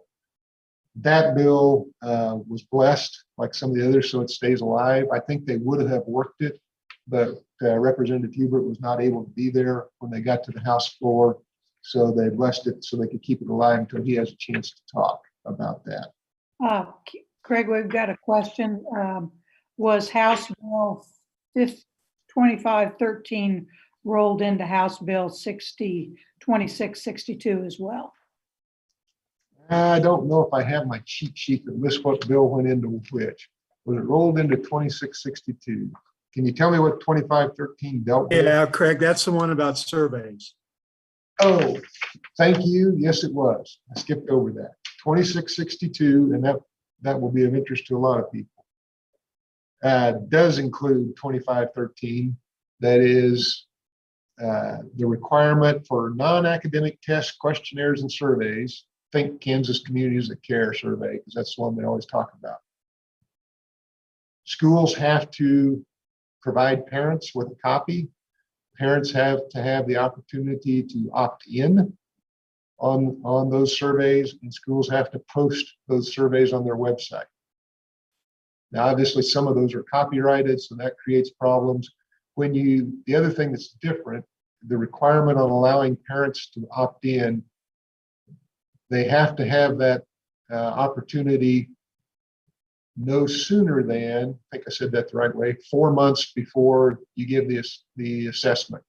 So in other words, you can't just give them a blanket form when they enroll and have them sign, yes, it's okay for my student to take these surveys for the entire year. If you're not going to give the survey until April, you can't ask them in October to allow their child to participate. So thanks for reminding me on that one. I left that out. That is also a part of 2662. And one other one I want to mention, and then I know we're about out of time. 2690 is in the K-12 Education Budget Committee. It's never left committee, but I would not be surprised if something doesn't happen with it, either amending it into another bill or somehow making use of it. It creates a merit pay system for some teachers. And it's a little hard to follow. I'll try to explain it somewhat thoroughly anyway. First issue is high density at risk weight. If your school has 35% or more students qualifying for free meals, you receive high density at risk. In the statute, that is scheduled to sunset July 1 of 2024. So it goes away theoretically. Whether it actually would when we get there or not, who knows? So this bill will make use of that funding. Once it's gone, we're going to pick that funding up and use it for merit pay to teachers under the following requirements. First, you have to qualify as a school to start with. Before you can talk about which teachers get the merit pay, your school has to qualify. The first entrance into qualification is 35% or more of your students have to be on free meals. So if as a school, you don't have 35% of your kids on free meals, no merit pay in your buildings. Don't have to worry about it. So that's the first qualification. Then if you have 35% on free meals, over a 4-year time period, you have to have at least 5% of your students or some subgroup of your students move up one level on the state assessments. So 5% improvement by that definition on state assessments. If you're in a building that has grades K through 3, that's the qualification for those teachers. You moved up one level on the state assessment. Your teachers are now eligible. If you are in a building that has older grade levels, 4 through 12, in addition to the state assessments, you have to meet one other criteria, and there's a list of them. Things like improvement on the ACT, improvement in the number of students taking and doing well in concurrent enrollment classes, improvement in the number of students passing advanced placement courses. There's one that is an increasing percentage of students participating in extracurricular activities, as long as their GPA is also increasing. So there's a number of ways like that that go along with the state assessment for the upper grade levels. So if your school meets all those criteria, then teachers in your school are eligible for a $5,000 merit pay bonus. There will not be enough money for you as a district to say everybody in that school gets the bonus. You're going to have to pick who gets the bonus and who does not. And the bill specifically specifies that the principal makes that decision based on a few criteria that are somewhat general in the bill. So my comment to superintendents has been, if you have schools that have 35% or more of your students on free meals, so you're going to qualify for this possibility, if you can put your principal on a long-term contract, you want to do it. Otherwise, they're going to be looking for a building that doesn't have 35% free lunch, so they don't have to make this determination. So that's 2690. As I said, it never left committee. So theoretically, it's dead. It wasn't blessed. But it is near and dear to the chair of that committee. So it, like I say, nothing ever dies. So we may see parts of that show up in other bills before the session's over, and we may not. I could be completely wrong. And I'll stop there because we're over time. Dale, you might tell me what significant bills did I leave out by skipping around like that? I think you did pretty good. Or if any of you have questions about bills you know of that you're following. Well, I'd say that 2690 has all sorts of landmines in it as far as that implementation. Making it work will be complicated. Say that. Putting it mildly. Okay, Dale, anything you want to add? Nope. Craig did a great job. I would just add for you, Miss Kathy, that Mark had jumped in here, so he's going to be signing in on his computer here in just a little bit, so he'll be ready after the break as well. So just thought I'd share that with you. Okay, well, I could interject something really quickly. First, Craig, Dale, thank you. Amazing presentation, great summary, a lot to keep track of, a lot for us to diligently watch over. And I know Kent is aware of this, but just for the record, and for those who may not be aware, who are in this group and are in a position to help us advocate on behalf of our social workers and counselors and mental health professionals. One concern around that survey, Bill, is around the idea that social workers and counselors be able to do risk assessments, suicide ideation, suicide risk assessments in the moment. Now, those do ask questions that could be considered, according to the language in this bill, a survey. But those have to be done, obviously within a very specific point in time, in a very specific way. The existing survey-related legislation does allow social workers and counselors to provide those risk assessments in the moment within 4 months parent consent, because we see it as an immediate need. But the legislation that's being pushed forward now does not make that allowance, at least not to my knowledge last time Kent and I spoke. So that is a piece that I think we really have to keep an eye on. That would be, obviously limiting what social workers and counselors are able to do in the moment in what I believe to be one of the most crucial moments in a student's life. So that's a piece I just wanted to throw out there. Kent might have more info on that. John, that's a good point.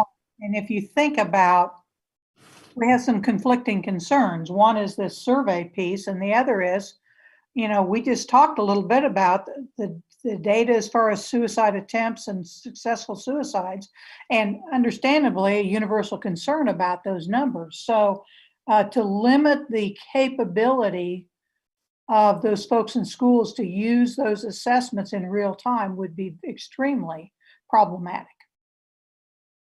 John, we're going to talk a little bit more about that at 1 o'clock, but my sources tell me that the Johnson County delegation is working hard to fix that in 2662, and maybe we can talk about that this afternoon. Okay. Very good. Thank you. Kent, we'll bring that back up. Craig and Dale, thank you very much for presenting this. Was for me was very understandable and very helpful. And then we are going to, after the break, have Mark Tallman. Mark Tallman, for those of you who don't know him, is at Kansas Association of School Boards, KASB, and he is a very good person to understand the legislative process. And then I think in that will also be an opportunity for us to think about how do we advocate, because sometimes we don't advocate because we don't really know how. So Mark's, I think, going to help us with that. So we're going to take a little break here. We're scheduled to be back about 10:45. That gives us about 10 minutes. Hopefully that's enough. And we'll get back in just a few minutes. Again, thanks for the presentation from Craig and from Dale. Thank you all.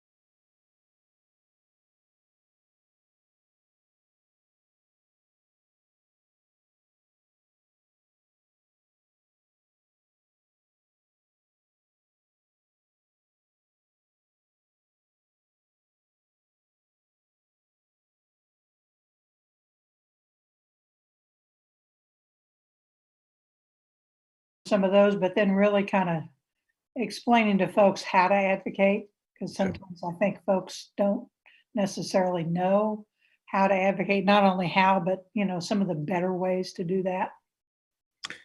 I will try to focus on that. I would certainly encourage people, if they either want to put questions in the chat, or if you or others want to interrupt or guide, to provide any kind of interaction, that would be fine. I know it's difficult to listen to anyone just drone on, so I will certainly welcome any feedback or questions or as we go. This group's pretty good about interjecting questions, and what I'll do, Mark, is kind of follow the chat for you. Okay, thank you. That way, if there's something there, and I can kind of let everybody let you know. And but yeah, people will probably do a pretty good job of jumping in, would be my guess. Oh, let's see. Diane Gersted said that you might provide your opinion on which bills will be bundled with policy and funding. So, and The answer is probably all of them. So I'll be happy to discuss that. So I will try to go through some maybe general remarks and then leave time for questions either about those or about follow up on bills or other things. yeah, I think that'd be great. Okay, Kayla, I know it's time. I might give everybody just a few more seconds to get back on, but we've got right now about 34 participants. So just so you know, Mark. Okay, I think I'll go ahead and bring the group back together. We're really appreciate the presentation that Craig Nuenswanger and Dale did for us as far as some of the current bills in legislature that particularly might be of interest to our council. We've also invited today Mark Tallman, and Mark is from the Kansas Association of School Boards. And Mark, I think you're probably over there, the legislature every day would be my guess. So have a real feel for what's going on. So he's going to kind of provide some additional information about bills, and then also talk about some methods to really advocate. How are good ways to advocate and get hold of folks, and who you should get hold of. So I'm going to go ahead and turn it over to you, Mark. Well, thank you. I appreciate having some time to do this. This week started a day late. We just came out of what we call the turnaround break, which is a short recess. And so the legislature did not meet last, I guess, Thursday, Friday, or Monday. When I agreed to do this, I guess I thought things would be pretty light as usual.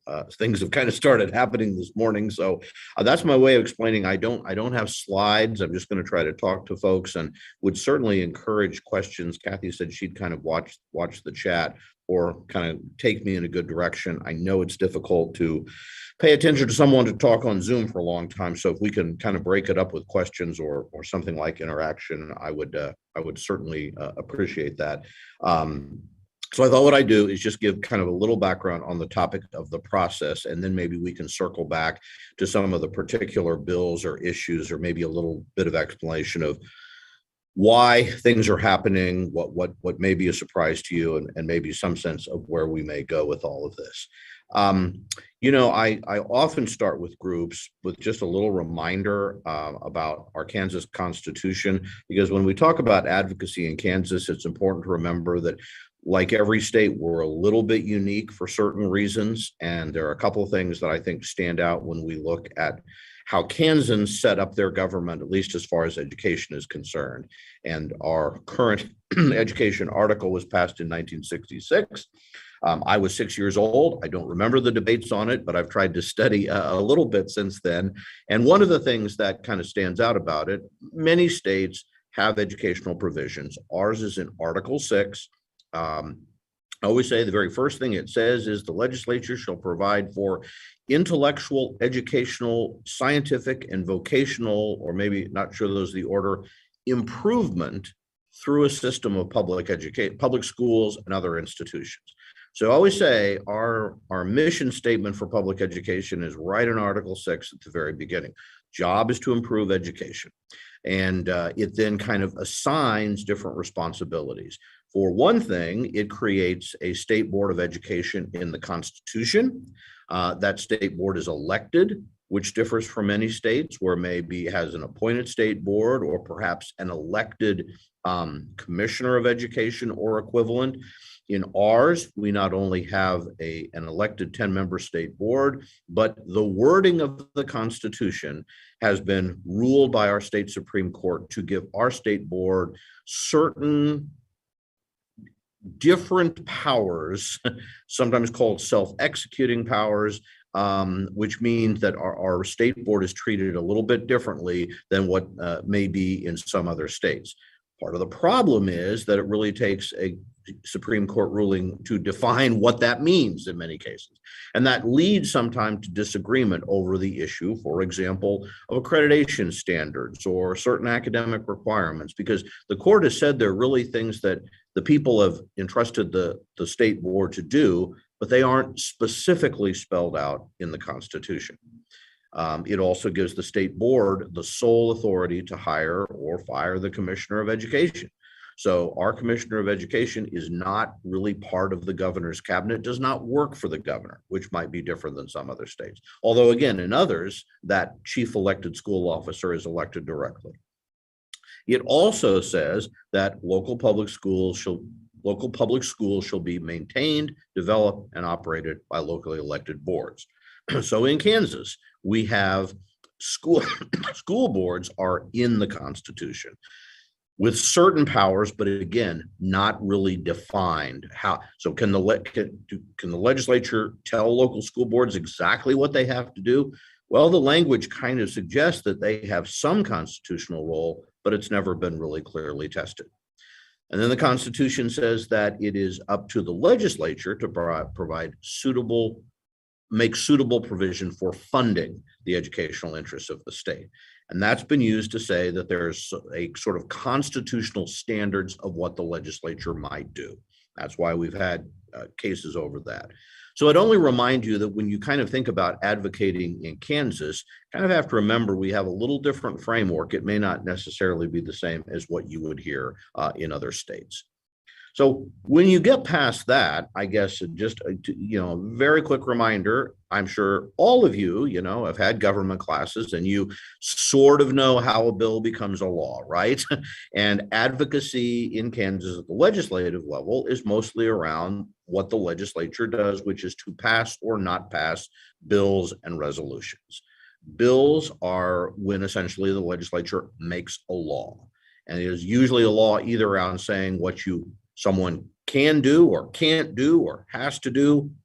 Those are often called policy, or it's about appropriating money. And of course, so those are the big things the legislature does every year. They consider laws, new laws that would direct or limit what people can do or the structure of government, and they appropriate the state's money for state programs. The other thing they do is pass resolutions, which are usually kind of non-binding expressions of opinion, but in some cases they can be very meaningful. So for example, to amend the state constitution, if we wanted to change our structure of government in some way, that requires passage of constitutional amendment, which starts with resolutions that have to be passed by both the House and Senate, a 2/3 vote, and those would go before then have to be approved by a majority of people voting in a general election. So the very things I started with, talked to you about Article 6, was changed as a constitutional amendment approved by the legislature, adopted by the people. That means at any time the legislature could again offer the people a chance to change how we govern or how we structure education. Okay, I'll pause for just a second to see whether I'll take a breath and see if anyone has any questions or comment about that. Nothing in the chat at this time, Mark. Okay. So to kind of go back, as we said, to that whole how a bill becomes a law, and in Kansas, like every other state except Nebraska, which is a unicameral, only has a Senate, does not have a House. You're probably aware bills are introduced Bills have to pass both houses. Bills have to be signed by the governor. But I thought I'd take just a minute, because part of the advocacy process is understanding how in some ways it gets a little bit more complicated than that. So for example, the starting point is always the introduction of a bill or resolution. And any legislator can do that, either as an individual or with several other legislators, what are called co-sponsors, or by going to a committee and asking the committee introduce in the committee's name, which in the time I've done this, and maybe I should have said, I've been doing this about 40 some years now. You know, what it used to be very common for individuals, kind of a big deal. I introduced a bill and my name is on it. Problem is we're going to see the content of bills can change. And sometimes people may end up with their name on a bill they don't like anymore. And so it has become more and more common for bills to be introduced just through the committee process. Once introduced, the first big thing that happens is it is referred to a committee. And so right away, you kind of lose a little bit of that track of that sort of democratic, you know, here we introduce a bill and it's on its way. A decision has to be made by legislative leaders. Which committee do you send it to? That may have a big impact on whether it passes or not.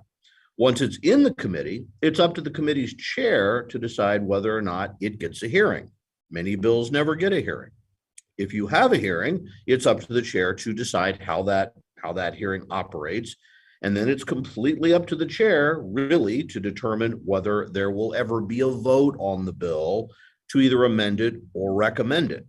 So as you can tell, we already have a lot of ways where a bill can be stopped without any kind of vote at all. Assuming the chair allows it to be voted on, it can be amended. It then is referred out of committee. Then it has to go to its first house, either the House or Senate, wherever it was introduced. But if it gets out of committee, it has to be scheduled for debate. Now, some folks that are watching will know there are different provisions and rules that can try to force debates on bills, and we could get into that detail. But generally speaking, just because a bill gets out of committee is not a guarantee that it will ever come up for a vote in the House or Senate. Assuming it is scheduled or somehow brought before the body in what is usually called general orders, the House or Senate have the opportunity to debate it, amend it, and then send it on to final action. Bill has to have a majority, not of those voting, but what's called a constitutional majority, a majority of all of the seats in either the House or Senate.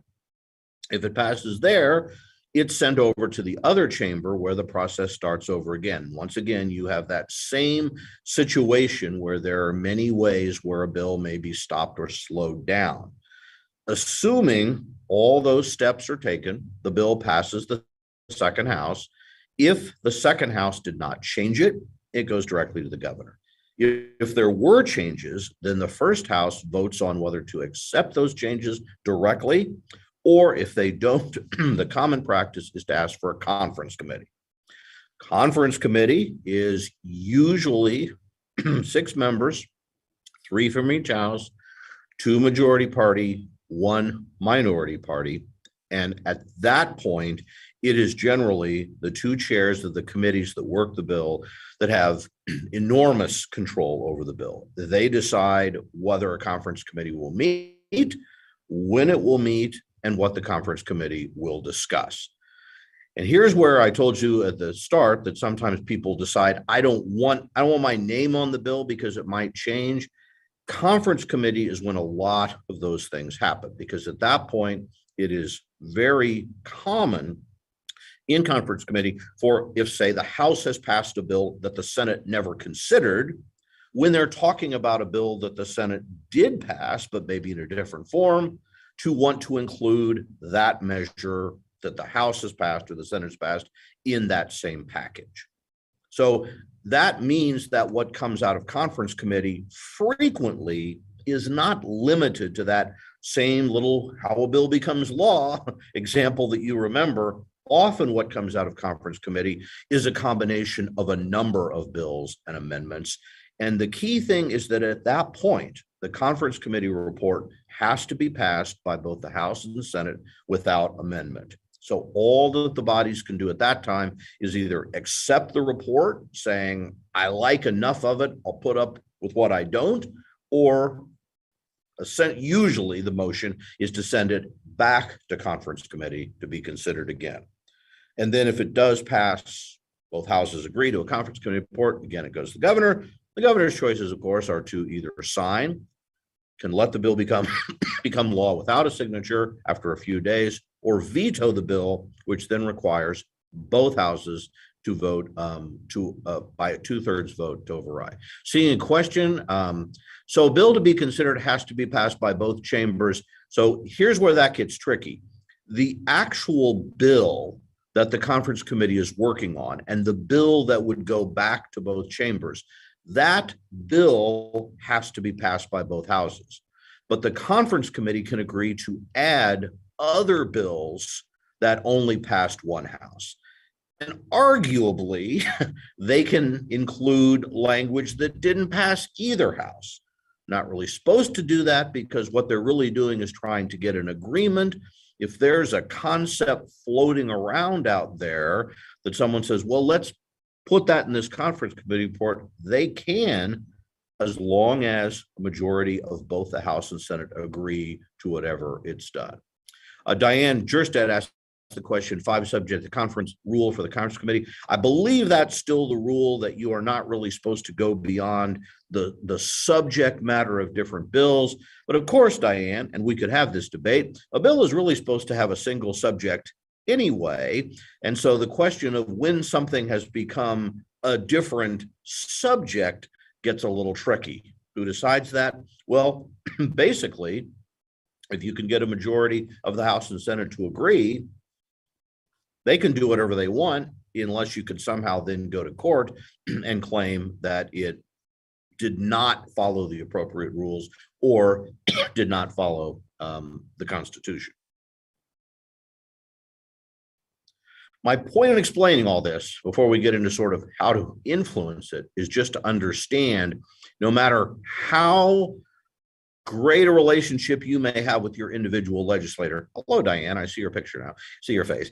No matter how great you may think your local person is, unless that is someone who is either the chair or has some influence with the chair or is in some way in leadership, that may not count very much if you've got someone intent on blocking the bill. Okay? Now, that may raise one other thing, which is kind of interesting, because we're going to talk a little bit about, so why do legislators vote the way they do? Most legislators, particularly in the minority party, would probably kind of like to be in leadership because you have more power. But once you're in leadership, which gives you power, you then kind of want to keep that power. And to keep that power, you have to keep your leadership happy. And your leadership has to keep a majority of the caucus of that party happy, or nobody will be in leadership anymore. And so that's why there's this whole constant debate over how much can an individual do, how much is controlled by the committee, how much is controlled by leadership, and ultimately, if a majority of the party caucus disagrees with what their leaders are doing, they can change those leaders. That's why the majority party ultimately tends to have so much control. All right, I will go on to a little different topic unless there's anything else in the chat, Kathy, that you want to check, see if I missed it. Oh, there was basically those 2 questions. Okay, so I was kind of asked to talk about advocacy, and that's really just a fancy word for trying to get what you want, right? I mean, that's just in the legislative process. You're trying to get what you want or don't want. And what we often find is, certainly in our role, that what you're looking for when the legislature starts is generally some things that you would like them to do and a bunch of things you really hope they don't do. And so advocacy really is kind of both of those. It is the question of both convincing enough votes to go along with what you want or to stop what you don't want. Sounds pretty simple, but it's kind of amazing to me sometimes, and the time I've worked with local school leaders is just to say, for that to happen, you have to know what you want, right? I mean, you're not going to get anything if you can't kind of go to your legislator and say, this is what I hope happens, or this is what I want to stop. So, as an individual, you may have your own personal goals. You can communicate that with your legislator. Many of us, I imagine, in this conversation are also part of organizations or in some way part of a system. And so we're probably used to at least thinking about what we want to happen on behalf of our organization, or on behalf of the State Board of Education, or on behalf of a member of a professional group that I'm a part of, or a part of, again, local school boards and what they think they might want. We often will talk about that as a legislative platform. What that really just means is attempting, before the process even starts, to sit down and say, formally, these are the things that I want to have happen. These are the things I strongly oppose. If you know what you want to have happen, then to make that happen, you really need to be working with someone to get that introduced in a bill, which you can't individually do. Now, again, many committees will introduce bills on request, but you still have to have a bill. You can't just wander in and say, I'd like to do something about X, so whip something up for me. You have to have decided what it is in state law you want to either change, or what new law you want to correct or to institute, so that it can be put in the form of a bill, which if passed can become a law. So I always want to sort of start with, there's no point in talking about advocacy if you aren't kind of clear in your own mind as either an individual or a group, what it is you actually want to accomplish.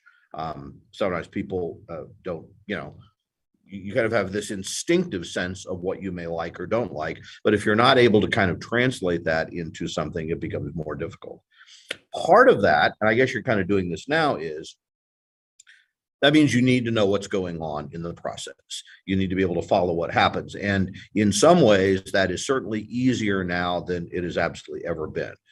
Again, I'm guessing that most of you are part of organizations, and most of those organizations, like KASB, for example, a big part of what we do, what I do as a lobbyist for KASB, is simply to try to report to our members what is happening. Of course, that's what you just heard from Craig and Dale. I mean, finding out during the process what bills have been introduced, what is their status, what's happening with them, are they being amended, is critically important if you'll be to be part of that. So if for some reason you aren't, I would strongly advise you to figure out whose newsletter you can subscribe to, whose Twitter account you want to follow, whatever method it is. There are, of course, still some ways you can get news the old-fashioned way. I think I still read newspapers online, and one is sometimes delivered to my house every day. Used to be, of course, that was the main way you got information. Now, in some ways, that's a supplement to all the different ways that people can kind of try to share what's happening out there. I will tell you again, you are certainly welcome to follow my organization. I, as an individual, have Twitter accounts. We try to every day. I start my day by doing a tweet of the committee meetings, hearings, floor action, whatever that is coming up that day in the House or Senate. And at the end of every day, if my voice holds, pardon my cough, we actually do a Facebook Live. So if you happen to be on Facebook, and I think we also post it on Twitter, we try to do an up to 10-minute report every day during the session about what's happening, as well as a regular KASB newsletter, a lot of those things.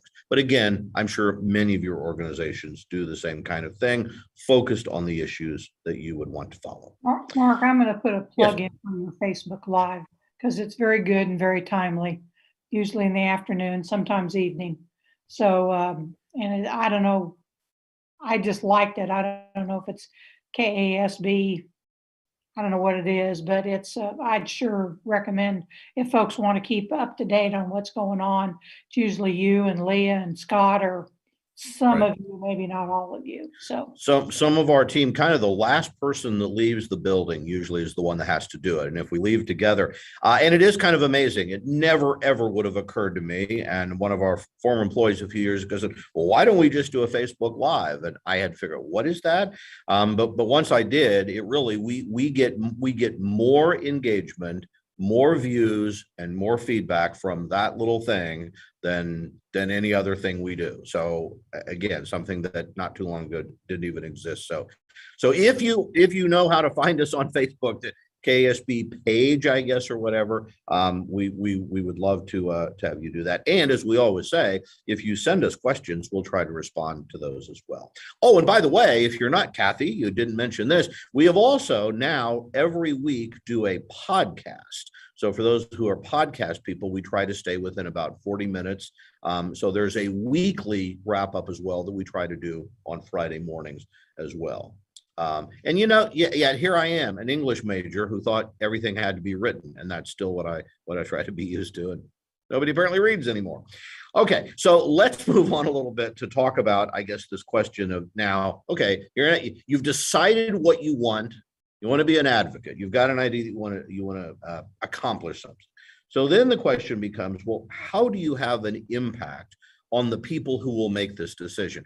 I, of course, am mostly focusing on the legislature. The same would be true on some level if you're talking about working with the State Board of Education, working with your member of Congress, but most of our work is with the legislature. So the question that we might think a little bit about, I welcome you to think, and again, welcome questions, is so what influences an elected official? I think the answer starts simply with, more than anything else, it is simply their personal beliefs or ideology. I mean, most people, most legislators that I know get elected. They usually belong to a certain party because they think they align with that. They usually have a reasonably well-developed set of beliefs based on their own beliefs, their own experience, what they've lived, and that is always their starting point. And so the first thing you simply have to realize is, for a lot of legislators, probably most elected officials, there's only so much you're going to be able to do to change what they absolutely believe in. So ultimately, it is up to the voters who send someone with a particular set of beliefs. That's kind of the starting point. It's always important to kind of understand that, because if you do want to influence them, knowing where they're coming from, knowing that core set of beliefs may help you have some influence over them. But I guess in my experience, it is very unlikely that you're going to change their mind on major issues, what they would consider core values. You simply kind of have to understand that. The second thing that I think usually influences people is electability. So if you're an elected official, that meant you at some point were able to either get a majority of voters to choose you or to convince no one else to run against you. The effect is the same, which basically means the people that have set out to represent you think you will reflect their views reasonably well. And many legislators then want to keep getting reelected, but I'm not sure it is sometimes as cynical as some people say. I think generally speaking, people who run for office usually pretty much make known what they think. Voters usually have a fairly good understanding of what that is. And the voters that actually do turn out and cast their votes usually get someone in their district that is reasonably reflective of what they want. That's why most legislators get reelected. Doesn't always happen. Sometimes you can find that voters either didn't like what they had or changed their minds, but in general, legislators are going to, on some way, come back to what does my district want me to do? Now, your district's not going to have an opinion on everything, and so you may be flexible there, but that's going to be another key part of that. And of course, that also gets back to those government class debates. You remember, well, is a representative supposed to just do what the people want or do the right thing, right? You know, did you get elected just to follow what the voters tell you or to do what in your judgment is the right thing? Well, most people's opinion is if what I think is the right thing, I want my legislator to do it, whether it's popular or not. If what I want is popular, then I want my legislator to do what's popular. It really typically comes down to that. You want someone to represent your views, so do all your other voters. And then the third thing, and here's where I guess it comes into you having an influence. I would group everything I'm probably about to say under the label of relationship. What by that I mean is having some kind of understanding between that elected official and you, whether they see you as a voter, whether they see you as a friend, whether they see you as a source of information, but you have in a way distinguished yourself to a point where they will listen to what you have to say, even if it might challenge those first few things I mentioned, right? It may not change their mind, but you've at least established something that will cause them to know you and pay some level of attention. What I always try to encourage people is to say, particularly if you're trying to represent an organization or a cause, in my view, your number one challenge, the first thing you need to think about is, how do I become a trusted source of information? Because if they don't trust you, they may end up voting with you by coincidence, and they may almost never agree with you. But if they have some level of trust with you, if they see you as someone who will at least be honest and credible, and they can get information, then that creates that ability that they may listen to you on whatever topics that you're concerned with. So how do you build that relationship? Well, one might be a prior relationship. You might have simply known them before they were as an elected official, whether they're the person that is representing you now. Many legislators have friends all over the state. And again, if you have that pre-existing friendship, they may be willing to listen to you. The second thing is, I guess, what I would call, just simply political support. If they know you as a voter, if you've had some contact with them, maybe you gave them some money, maybe you put up a yard sign, maybe you went to some kind of meeting. Again, maybe they knew you in a professional or educational role before they got elected, but you have some sense of political connection.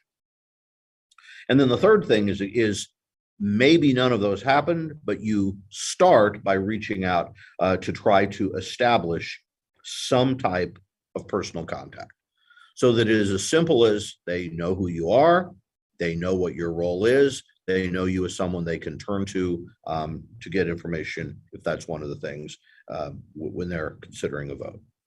Again, let me pause just a minute while I take a soda, see if there are any questions. I don't see any in the chat, but does anybody have any questions you'd like to ask Mark at this Well, point? thank you, Monica. And you would know, why are you having me do this? If you've got former great representatives, at least two now I see on this, those are the people that you should have talking about this. But so please guide me as I go. Okay. Diane, excellent point. So, and that may be, and this may be as good a sense rather than following my notes. So to me, that point of having the relationship is to understand that even if you and your legislator don't see eye to eye on all things or many things or even most things, if you can retain that level of trust, then that 1 out of every 10 times when they may be willing to help you, you've got that possibility. And that's something that I'm sure those of you who have served in the legislature or those of you who have been lobbyists or both will understand is it comes down to maintaining that relationship. Maybe friendship is too strong, but again, at least some ability to kind of communicate and talk to each other, that you just go in knowing that I'm not going to change this person's vote on this issue, that issue, whatever. But the time may come on this issue that we can find that common ground. That again comes back to understanding who that person is, what they believe, why they believe it, so that you have the ability then to try to make that argument around something where you can find some common ground. The other thing is, it's been my experience that most legislators, again, no matter kind of what their perspective is, they always like to feel they can do something for someone at some time. So maybe you're a legislator that doesn't get along terribly well with the public education community, you know, maybe there's mistrust, you know, you don't think they're very supportive, they don't think you understand. But if they can find that one bill, that one thing where suddenly I can help you on this, so that when they run for re-election, they can point out, I helped my district on this, they'll be interested and willing to take that. Okay. So let's continue a little bit more about, you kind of know your legislator, you've tried to establish some degree of relationship, you kind of have that sense.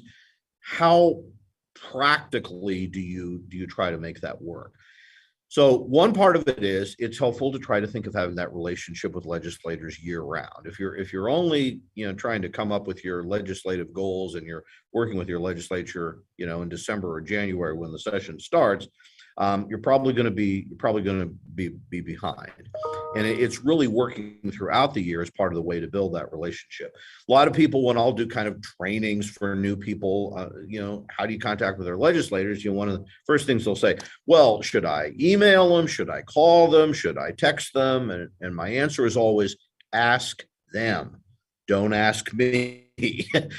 And number one, because legislators may have different preferences. Number two is that forces you to have that first contact, to introduce yourself, to meet them, and to basically say, I want to be able to contact you. What's the best way to do that? Obviously, build a relationship where you have their phone number, their email, so you can reach them directly is better than having to go through a committee assistant or something like that, which makes it harder to do, particularly at times in the session when things may be moving very, very, very quickly. It's also very helpful if you haven't done so.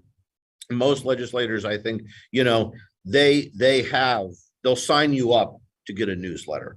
They have their own social media presence in one way or the other. So if you sign up for all of those for your own personal representative or senator, or the legislators from your school district or area, or ones you know in other capacities, that's another way you'll find out from them what they're doing and thinking. And then the other thing is, you know, hard as it may sometimes be, go to their meetings. You know, when they come back to the district to have those, you know, eggs and issues breakfast or whatever it is, or, you know, if in the world today we're doing a Facebook Live, whatever it might be, if you show up, you've immediately distinguished yourself from 99.9% of everyone else who doesn't show up, who doesn't care about that. And believe me, there will always be some people who do show up all the time. And so if you're one of those people demonstrating that interest, that will help you stand out, help you'll do that. So those are the things that is good to do when they're not in session. Those are the kind of relationships you can be working on before the session starts. Those are the relationships you can have after, you know, legislators have been elected or reelected. Those are the times to do that. And that's what, again, can help you kind of figure out, well, if I'm concerned about a bill that would, you know, and again, I think you had some discussion, a bill dealing with school district social emotional health surveys. So if you want to talk to someone about that, you have to have established your way to get in contact. And again, have a sense of what it is you want. That's when you say, here's something of a concern to me, it's what I want, or it's what I don't want. It's moving through the process. Now I can move in and contact my elected official about that. So let's talk about some other kind of maybe a little more formal ways of presenting this. And one of those is always the question of testimony. So testimony is a formal way where legislators take and collect information. It is one of the relatively few ways, in my opinion, where legislators will listen to someone who is not one of their own constituents, right? In other words, so much of, one of the things we always tell people, if you can send an email or a text or whatever to all House and senators talking about your position. You can do that. Maybe those get counted. Maybe it makes a bit of an impact. Most legislators are going to pay very little, if any, attention to something that doesn't come from a constituent or someone that they have that personal relationship with. But testimony is the opportunity where you can kind of speak beyond that.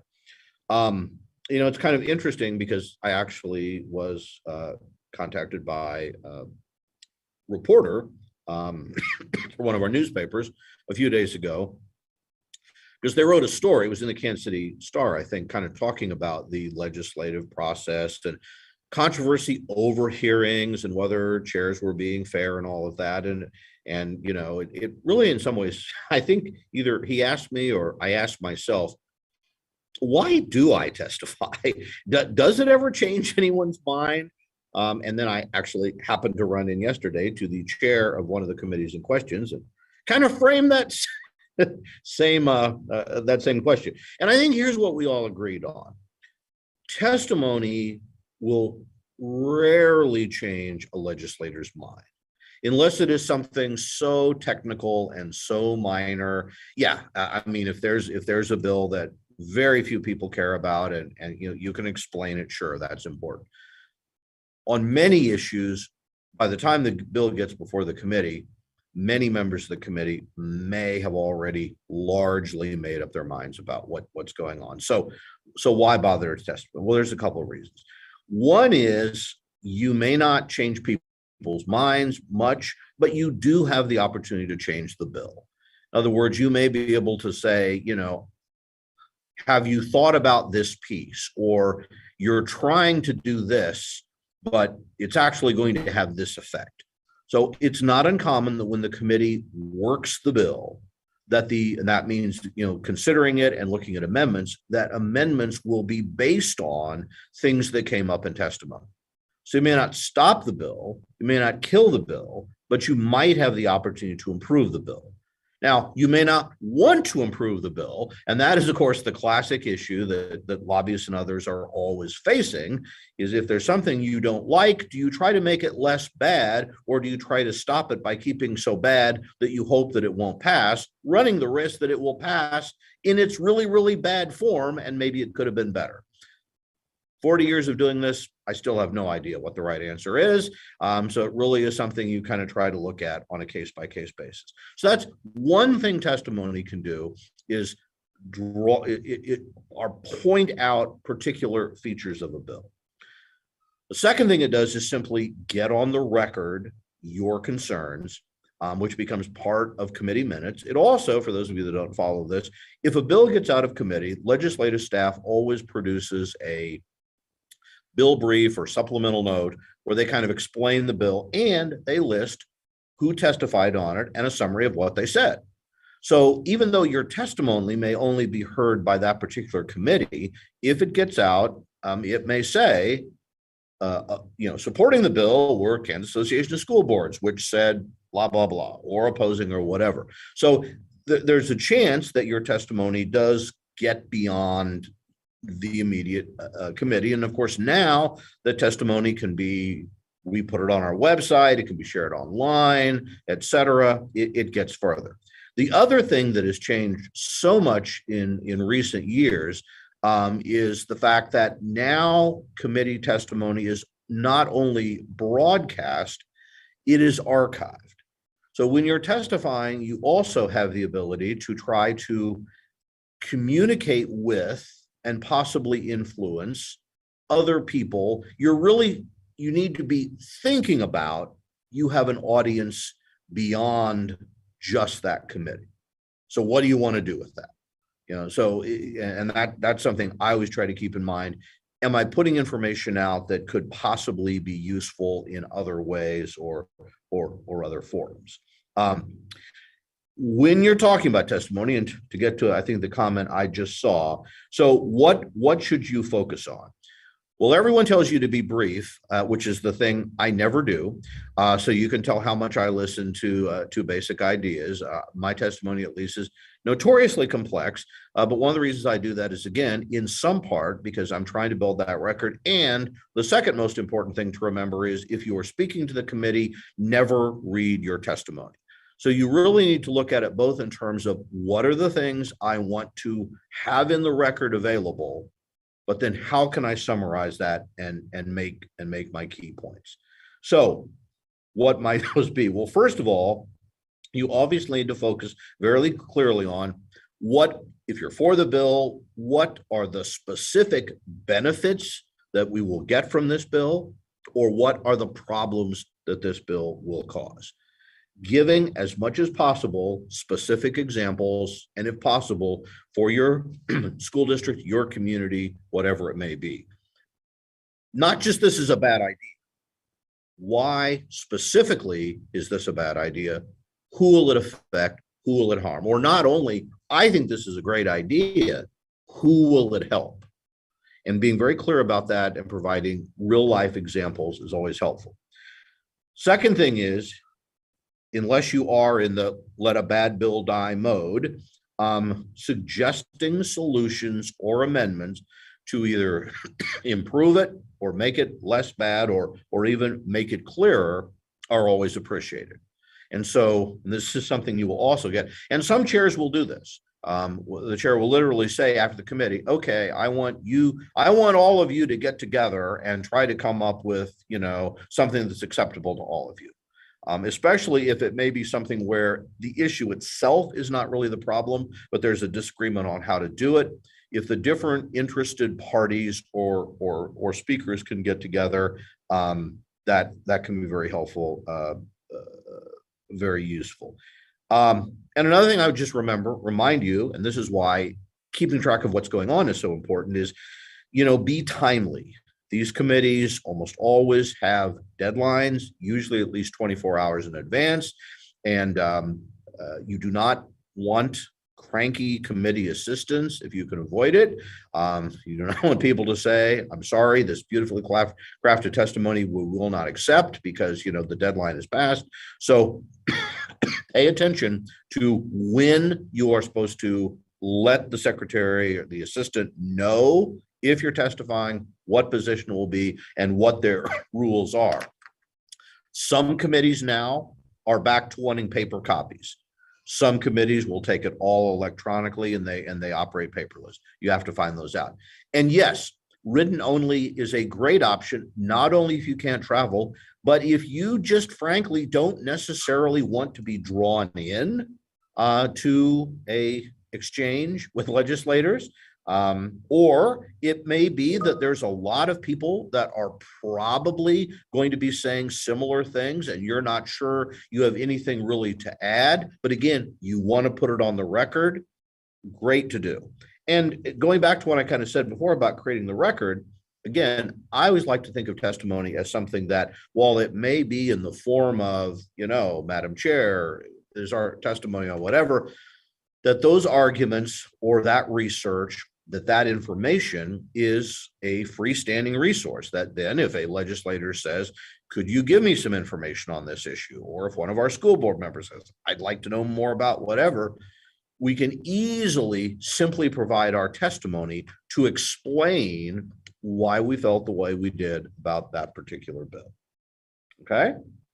In other words, seeing it as a letter, all of those things can be helpful. Okay, so let's move a little bit beyond things like testimony and letters to a more perhaps the dramatic world of winning friends and influencing people or shoring up enemies or whatever the term might be. There are very different schools of thought on, I guess, your sort of total legislative plan.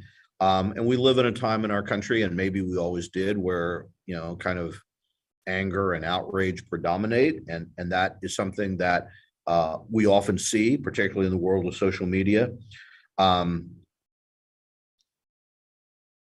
When I try to advise people how to be an effective advocate, I always try to mention this, and this maybe works better with school board members because they're elected officials too, but I think it would work with anybody.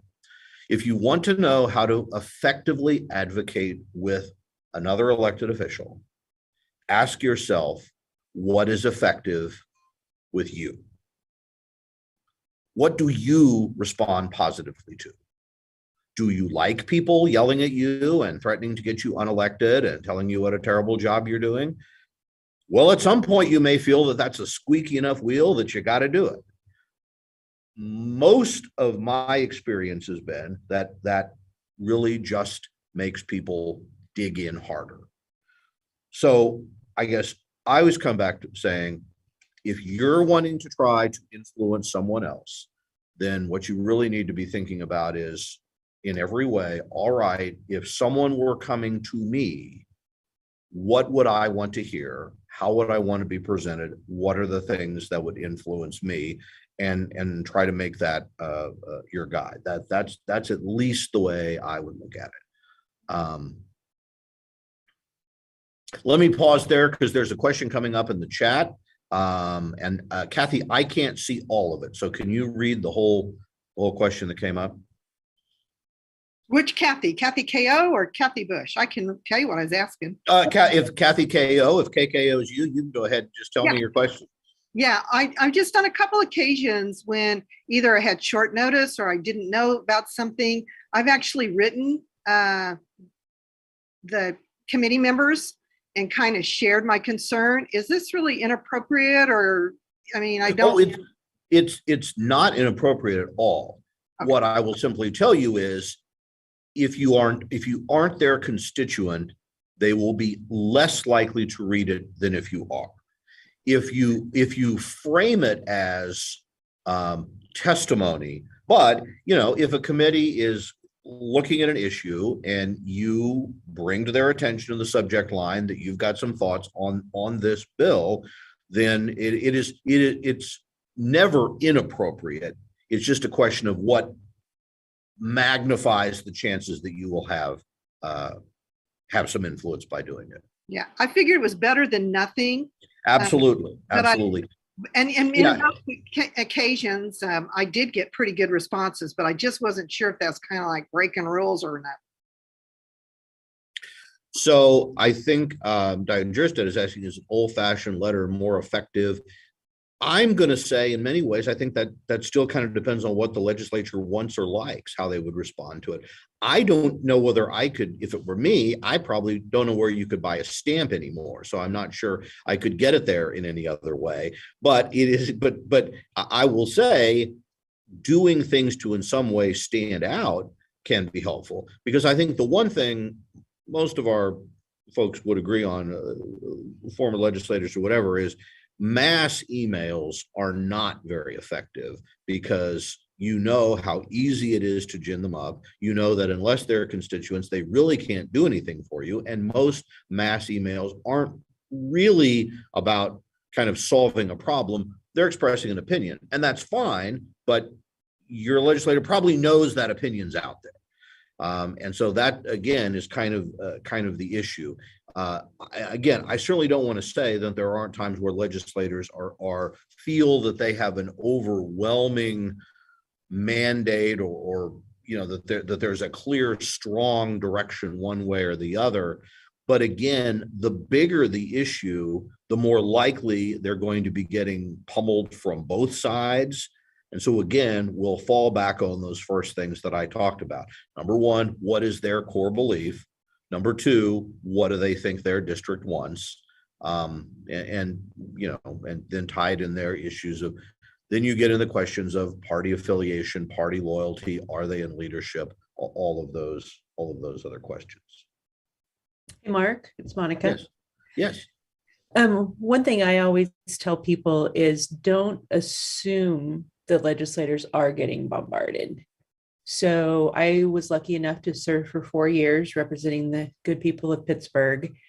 And I probably in 4 years maybe got 10 personal letters, like handwritten kind of things. And I probably received maybe 50 postcards from organizations that used that as a tool, a little postcard. And then emails, personal emails, like, hey, this is what I think about this. Will you call me? Less than 100 in 4 years. stuff from lobbying groups every day. Every day. So Exactly. Yeah. In other words, those that are organized to do it will send it out and bury you. Those that actually care enough to say, I will send you which is why, we will joke that, four personal letters is I'm hearing from my district overwhelmingly about this because most people aren't. But again, if you think of the logic of that, most people don't follow the legislature very closely. Most people are not particularly invested in any particular bill.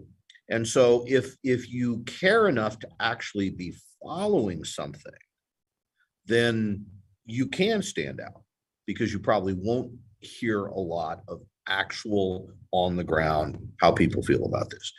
What I think has probably gotten worse in the last few years, but again, someone like Diane has just tremendous experience, is how much more everything seems linked together, right? I mean, everything is part of an ideology. This is the conservative Republican position. This is the progressive position.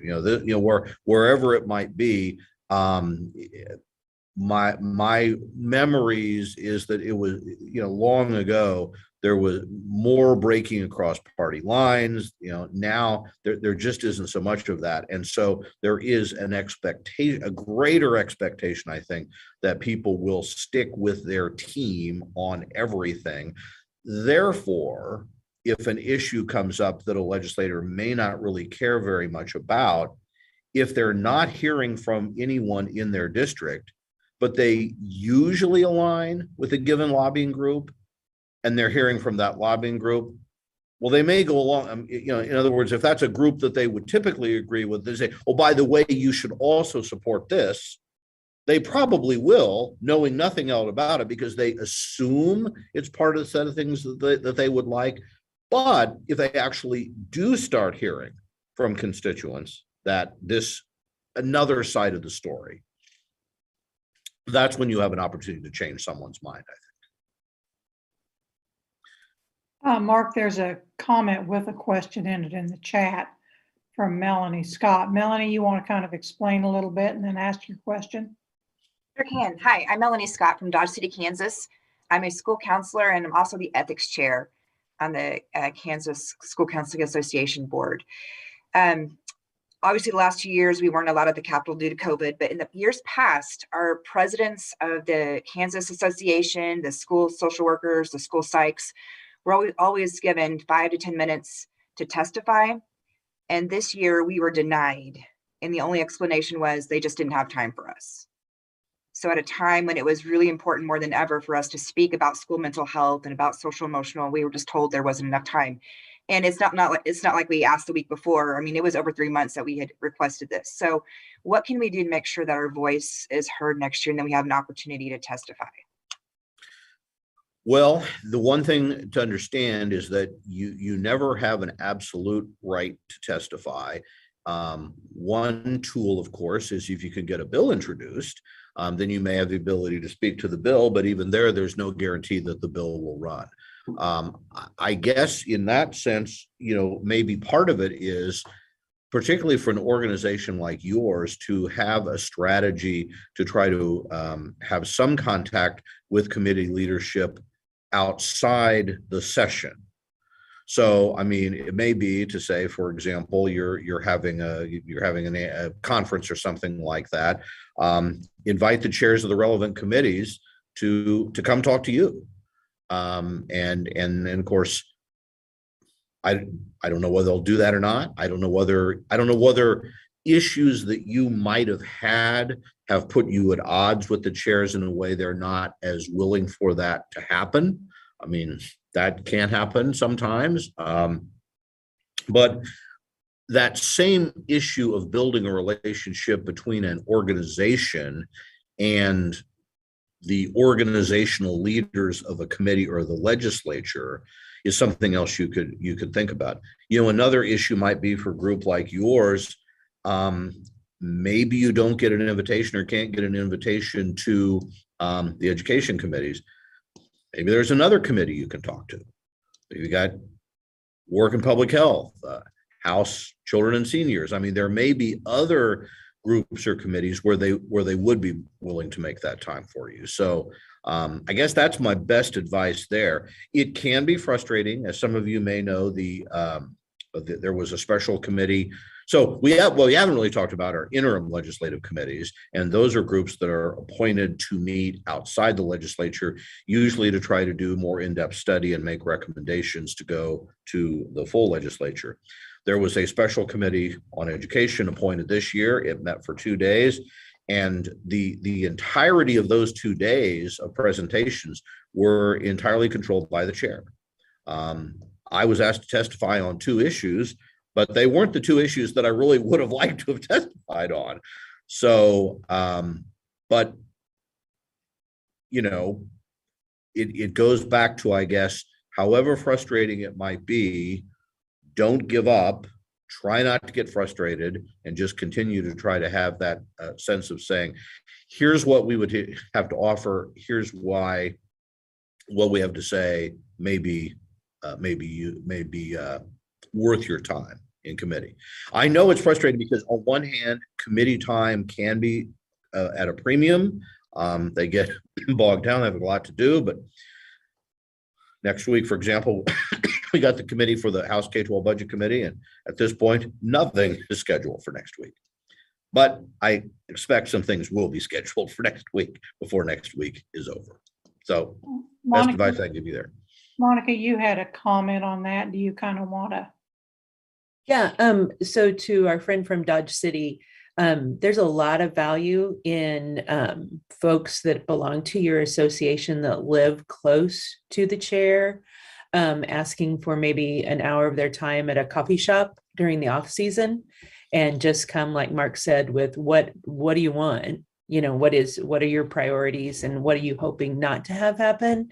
And if you can get them to meet you somewhere one-on-one, that usually is a really effective tool. They may say no, thank you, but that's always good for members of your association to know that they said no, thank you. Delia, you always through KNEA. I know you have work and you have a comment here. You want to expand on that a little bit? So I know that written testimony can always be submitted as well. And so if you don't get the hearing, which is often ideal, but submitting written testimony, Mark, that's also an option, correct? Absolutely. Yeah. I in some ways, you know, the best thing to do is kind of know what you want to say so that you can be ready to put it down. And then you can make the decision. Do I want to put it in writing? Do we want to have someone from our group come there to do it in person? You can submit it without having anyone there. And you can because the thing to be aware of, and this was part of the focus of that news story, it is certainly possible, I know from bitter personal experience, to write long, beautiful, brilliant testimony with many points that I want to make, and then be informed that, you know, you will have 2 minutes because, you know, we've got 10 people wanting to speak, and, you know, we have an hour to get it in. And so you really have to be ready to have everything you want written anyway. You can really just make the decision.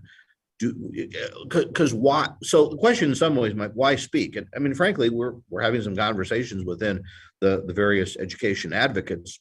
Is it even worth speaking? And I think when you speak, you are more likely to stand out, but that can be good and bad. Maybe times you may not want to stand out. There may be times you may not want to stand out personally or individually, but the one advantage to be able to speak is it does give you the ability to maybe respond to committee discussion that has happened.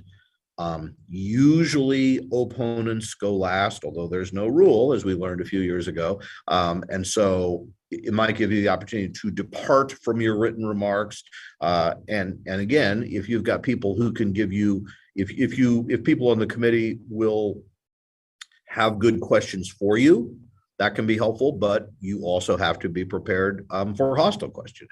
Now, usually non-lobbyists are usually treated better I won't say always. Many legislators see, lobbyists as kind of fair game to be as harsh or critical or whatever as they want. You're less likely, I think, to run into that if you're seen as, a civilian, if you will. But occasionally it does happen. While you're thinking of the question, the highlight of my year perhaps was a testimony on a bill. I think it was one of the things that Craig and Dale talked to you about on reporting needs assessment and things like that. And decided to go in and speak neutral, but decided to go ahead and give oral testimony as a chance to maybe answer some questions. And for whatever reason, my neutral testimony was not well received by the chair and vice chair, who proceeded to grill me rather relentlessly. And this year we have two young interns working with us. And one of my colleagues was in the hall after the meeting. She said they came out with their eyes bulging open. And I don't know whether they were rethinking their career direction or something. But, and one of the things they asked me, so, well, how did you decide kind of what you wanted to say, how to respond? And I said, well, I mean, I'm not saying I had a whole list of witty rejoinders, but I would also remind you that the chair can always have the last word. So also part, I think, of the art of oral testimony is sometimes knowing when to not respond. Not saying I'm perfect about that by any reason, but so it can be challenging. It can be a little bit scary. And certainly you don't ever feel you have to testify in person.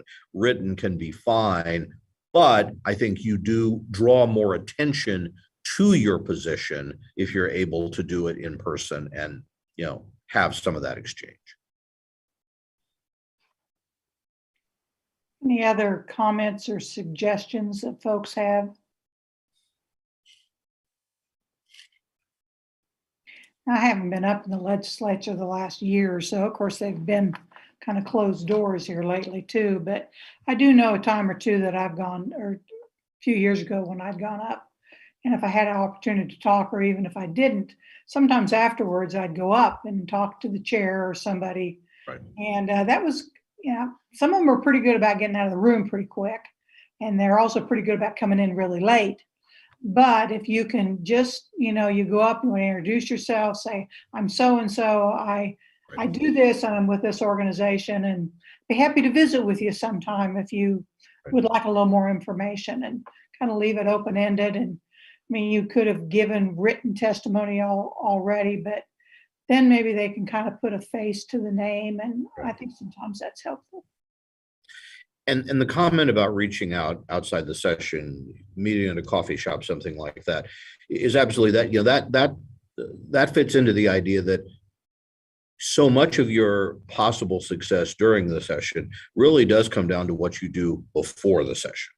Because that, again, that could be true of whether you're establishing a relationship with your own senators or representatives, but also part of what we try to do as a lobbying staff is when we're out and about around the state, just doing exactly that, asking to meet with, whether they're on committee, whether they're local people we haven't had maybe a chance to work with before, just spending a little time with them can be really helpful. And then you can maybe magnify that if you have a member of your organization. So you're the president of your organization, but you've got a member who is a constituent of a chair that we're talking about. Well, if both of you can do that together, all the better, because then they're both seeing a local constituent connection, but they're also connecting it to a larger group. Yeah, and Melanie, maybe for your organizations is to figure out a way to advocate in the off season of contacting some of these folks, because you've got people from throughout the state, I'm certain. And just kind of have some discussion on, okay, we need to meet these folks before the next session even starts, and have that conversation, because I would guess you've got a great number of folks involved in your organizations from throughout the state that can begin to tell some stories. Okay, Dale is listening. I'll go ahead and read this. After listening and learning from Mark, we all do that, Mark. I might add that visiting with them today may not make a difference, but encourage you to take the first step. Start the relationship, continue to visit and talk with them, because one day down the road, that relationship that has lasted for several years will make a difference. Just taking the first step today and tomorrow will make a difference. So thank you, Dale. Good comment. Yeah, and that goes back to, I think, what we talked about at the very beginning is that, so I sometimes generalize by saying, okay, when I talk to school board members and others in sessions like this, what we often have is about half the people say, I've got a great relationship with my legislator. I don't even need to talk to them. They always vote how we want them to. And the other half or more will say, I have a terrible relationship. They never listen to us. It never does any good. And so, the tendency of that is, I think, on both sides to kind of ignore that relationship. And so one of the things I think I always remind people is just because you invest time, talk to a legislature, give great testimony, and they still vote against you, don't take it personally. You can take it politically, you can do whatever you want with it, but that's not necessarily a reflection on you, because there's all those other factors that I talked about that are influencing how they're ultimately voting. Your challenge, I think, as being a good advocate is simply to be able to, again, have that relationship and be prepared in a way to give them the information that maybe, Dale said, down the road, it pays off later, it pays off down the road.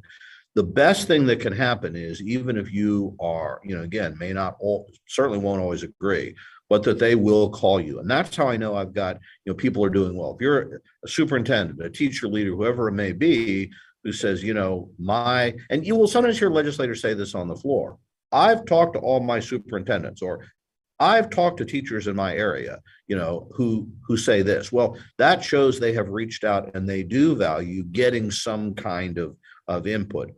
But we have to remember, they're also hearing from a group of other people. I'm hearing this from parents, I'm hearing this from this group, I'm hearing this from business, whatever it might be, that may be coming at this from a completely different way. So there are all those factors in how they make a decision. You're having an input in that process that wouldn't be there if you weren't doing it, but that alone may well not sway them on the particular issue that we're talking about right now.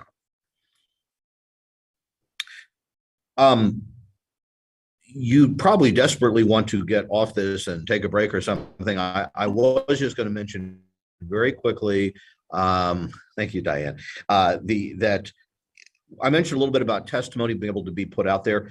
Also, as leaders, don't forget about the ability to be thinking. Part of advocacy is also getting your message out to people beyond your legislators into the environment that they're going to be living and working in. So if you're concerned about an issue, ways that you can reach other constituents and voters is also good things to think about that. So obviously, one way now that we have social media, that can certainly be a part of it. It used to be letters to the editor. Well, again, certainly can still do that. That's still how a lot of people do get information. But if you can write a letter to the editor, you can make a Facebook post, I assume. I don't do a lot of Facebooking, but I assume you can, and vice versa. If you've got the information to put in a Facebook post, so again, there are multiple ways to get information out. Consider all of them, because the point is, legislators also will be listening to their perception of other people, other voters. And if those folks are hearing what you have to say about what is happening with an issue or what a bill might do, that also has the opportunity to filter back through a different set of people. So thinking about that, making sure other people know your concern also can have a way of helping you be an advocate with that individual. The challenge, of course, is making sure that what you're sharing is at least somewhat plausibly likely to generate positive feedback to your position. Championing an issue in a way that just makes a lot of people disagree with your position and tell your legislators don't do that is not particularly helpful either. And so that's why always kind of coming back to this, explaining how your issue, what you want to happen or not happen, as bigger and broader implications, why it's good or bad for more people, and making that part of the discussion, I think, is really important. A challenge that we in education have, and I'm only tangentially there, not a professional teacher or whatever, is that you know the issues thoroughly. You assume everyone else does. You assume it would be perfectly, just, well, it's understandable why we would want to do this. Well, often it's not understandable at all to someone who doesn't have your background. And so trying to put yourself in the shoes and the mindset of someone to say, if I knew nothing about X, okay, what am I likely to respond to? Too often, I think, and again, that's one of my frustrations with the debates we see on social media. It always assumes that your audience has the same set of facts, generally the same opinion, and the way we sort on social media, that may be true, but it's not very good at helping people understand, about helping educate other people as to why your point of view might be important and why they should maybe reconsider their view. So this is taken till noon. I don't know how long I'm supposed to have. Kathy, well, some of you know I can keep talking to fill the time, but I don't need to do that. So if there is any other discussion, or if you have a minute and did want to go back to any maybe of the bills that you were discussing earlier, I'm happy to try to respond, but these are the conclusion of my prepared remarks. Okay, well, Mark, thank you very much. I don't know if anybody else has any further questions. I don't see any in the chat. Mark, thank you for the information. It's really good to have some ideas of how to navigate talking with the legislators and the relationship piece you talked about, and several others also chimed in and talked about that too, as a good thing to think about, is how do we do that other than when we're in the heat of the battle, so to speak. So thanks to you, and thanks to everybody else who contributed also and has some experience with either being a legislator or working with that. So I believe we will go ahead and take our lunch break. We're scheduled to be back at 1. So we will plan on doing that. Thanks, Mark, and good luck across the street. Thank you. Appreciate your work advocating for education. Thank you for your time and everything you all do. You bet. Okay, we'll go ahead and take a lunch break, and we'll be back at 1 o'clock. Thank you.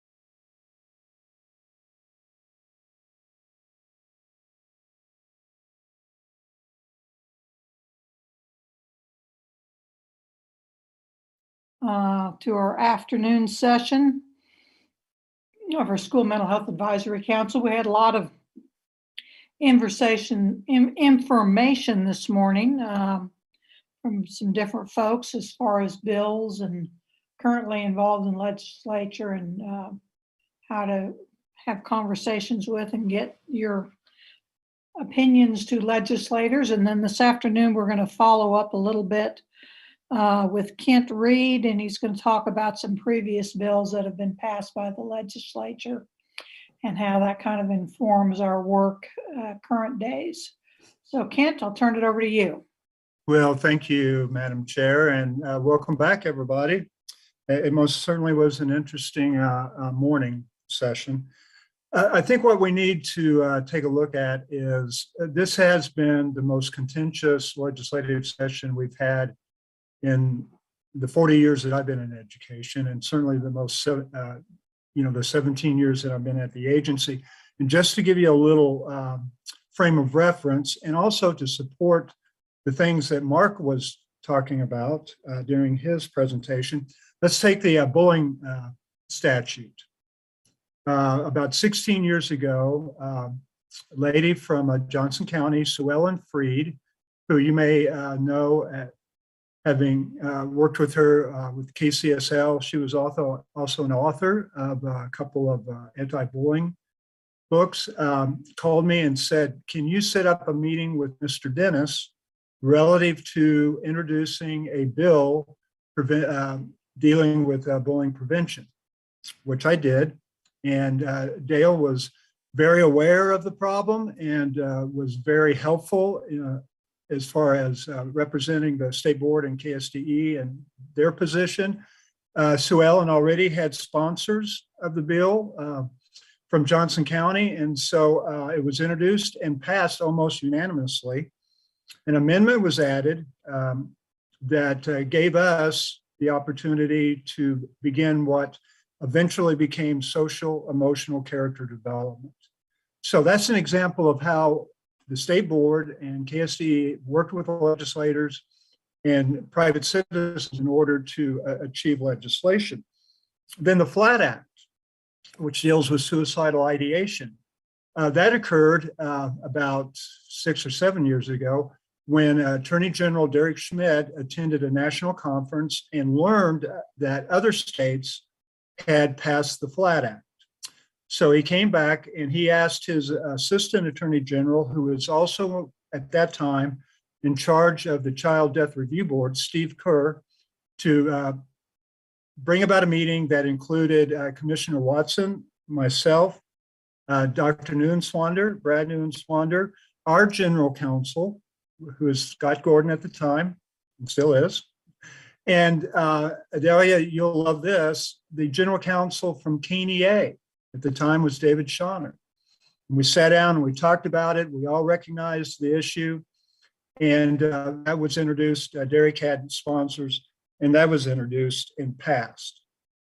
The most recent example, I think, of working together with the legislature focuses on Aaron's Law. Now, Aaron's Law is not statute in Kansas, but Representative Russ Jennings, who was a majority leader, and I should say the late Representative Russ Jennings, a great compromiser, he had a burning desire to enact Aaron's Law, which deals with child sexual abuse. He had worked in juvenile justice his whole career and knew the tragedy that was and continues to be. And so we worked with him via our chair at the time, and still our chair, Jim Porter, to see what we could do to address those concerns. And what happened was that Russ and his fellow majority folks in the legislature agreed that we would embed the principles of Aaron's Law in our state standards, both the school counseling standards and the social emotional character development standards. And he was very good with that. And we have moved forward. And if you look at our standards, you will see elements of Aaron's Law in both the school counseling and the social emotional character development standards. So that's just some examples of how well we can work together. Now, this year's a little bit different. Kayla, can you pull up 2513?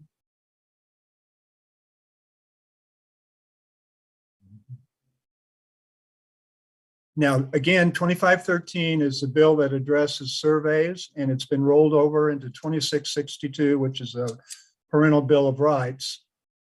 Okay, and scroll to the top of page 2. Now, this particular bill, yeah, right there. This particular bill is kind of a rehash of the original Student Privacy Act that was passed several years ago, and we are an active consent state. And there was a discussion this morning about signing, a disclaimer at the beginning of the year in order to be able to administer surveys, et cetera. The difference is the 4-month window that's written into 2513. However, when the original Student Privacy Act was introduced and debated on the floor, an amendment was attached. And if you look at line 4, that says this section shall not prohibit school counselors from providing counseling services to a student, including the administration of tests and forms. That was put in the original Student Privacy Act. You can see in the current bill, which now is 2662, it has been stricken. And like I said at Mental Health Advocacy Day, what that section, what needs to occur is that section needs to be placed back in if they go ahead and decide to pass the bill. And it should read, this section shall not prohibit school counselors and or mental health professionals from providing counseling services to a student, including the administration. And the reason for this, as John, I don't know if John's on or not yet, but the reason why this is important is because of screening, particularly with suicidal ideation. And the reason why it was added was the Johnson County delegation Johnson County was going through severe issues with suicidal ideation, and their delegation, now keep this in mind, Johnson County has the most members of the House of Representatives than any other county. They also generate the largest tax revenue of any county in the state of Kansas, believe it or not. I thought maybe Sedgwick would be a little bit more, but that's not the case. So they were very influential, and they were able to add that section into the original Student Privacy Act. This bill, and as it has morphed into 2662, had it stricken out. And at Mental Health Advocacy Day, I said that was one of the things that we need to address. And I think you did a really good job. The people that were there went to their individual representatives and senators. As Melanie alluded to, they had requested, all 3 associations, the school psychs, the counselors, and the school social workers all had asked to speak in front of the committees, various education committees, which in the past had never been a problem. This year it was, and they were denied. So that kind of gives you some background. I haven't followed the chat. Let me see the chat. Okay. Any questions? Or Kathy, is there anything else that you'd like me to address? I just think from this one, we need to, so what this bill would do, and this is now a part of 2662, correct? That's correct. So this, in addition to limiting, parents could still sign the waiver or do the opt-in. Yeah, we would continue to be, as we are now, an active consent state. But it has to be, whether it's for Kansas Community Care Survey or other kinds of surveys, it has to be at least 4 months, within a 4-month window before the survey is administered. That's correct. And that really impedes screening for suicidal ideation or behavioral issues in general. What about the folks that do the screening? And I don't remember what it's called, Kent, but the screening, just as far as progress monitoring kinds of things. Again, we get into definitions of what a survey is, but as Mark Talman suggested, almost any question you have. What I asked my legislators was, okay, so if this bill passes, as a school counselor, I can't ask a kid if they're sad. And there was dead silence, and maybe an epiphany at that point. Well, So yeah, your concerns are accurate. yeah, there's the question from Sabres about universal screeners such as Panorama and Sabres. I mean, those, because schools use those pretty regularly. So absolutely. In fact, Sabres, I think, suggests that you administer that 3 times a year.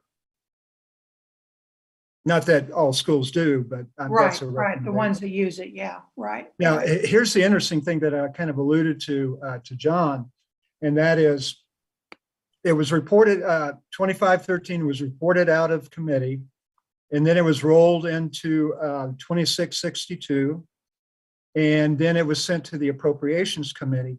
But during that whole discussion, apparently our friends from Johnson County raised the same concerns.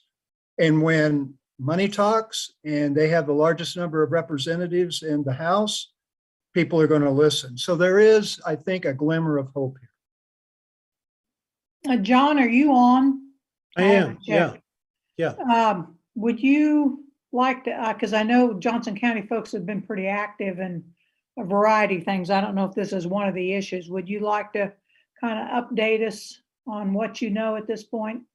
Yeah, well, I will tell you that it's just a very vocal minority that are advocating for more restrictions on these SEL surveys and CRT and all of those sort of banning specific books, and all of that is coming from a small but very vocal group of people who are the same folks. Watch any of our board meetings and you'll see them.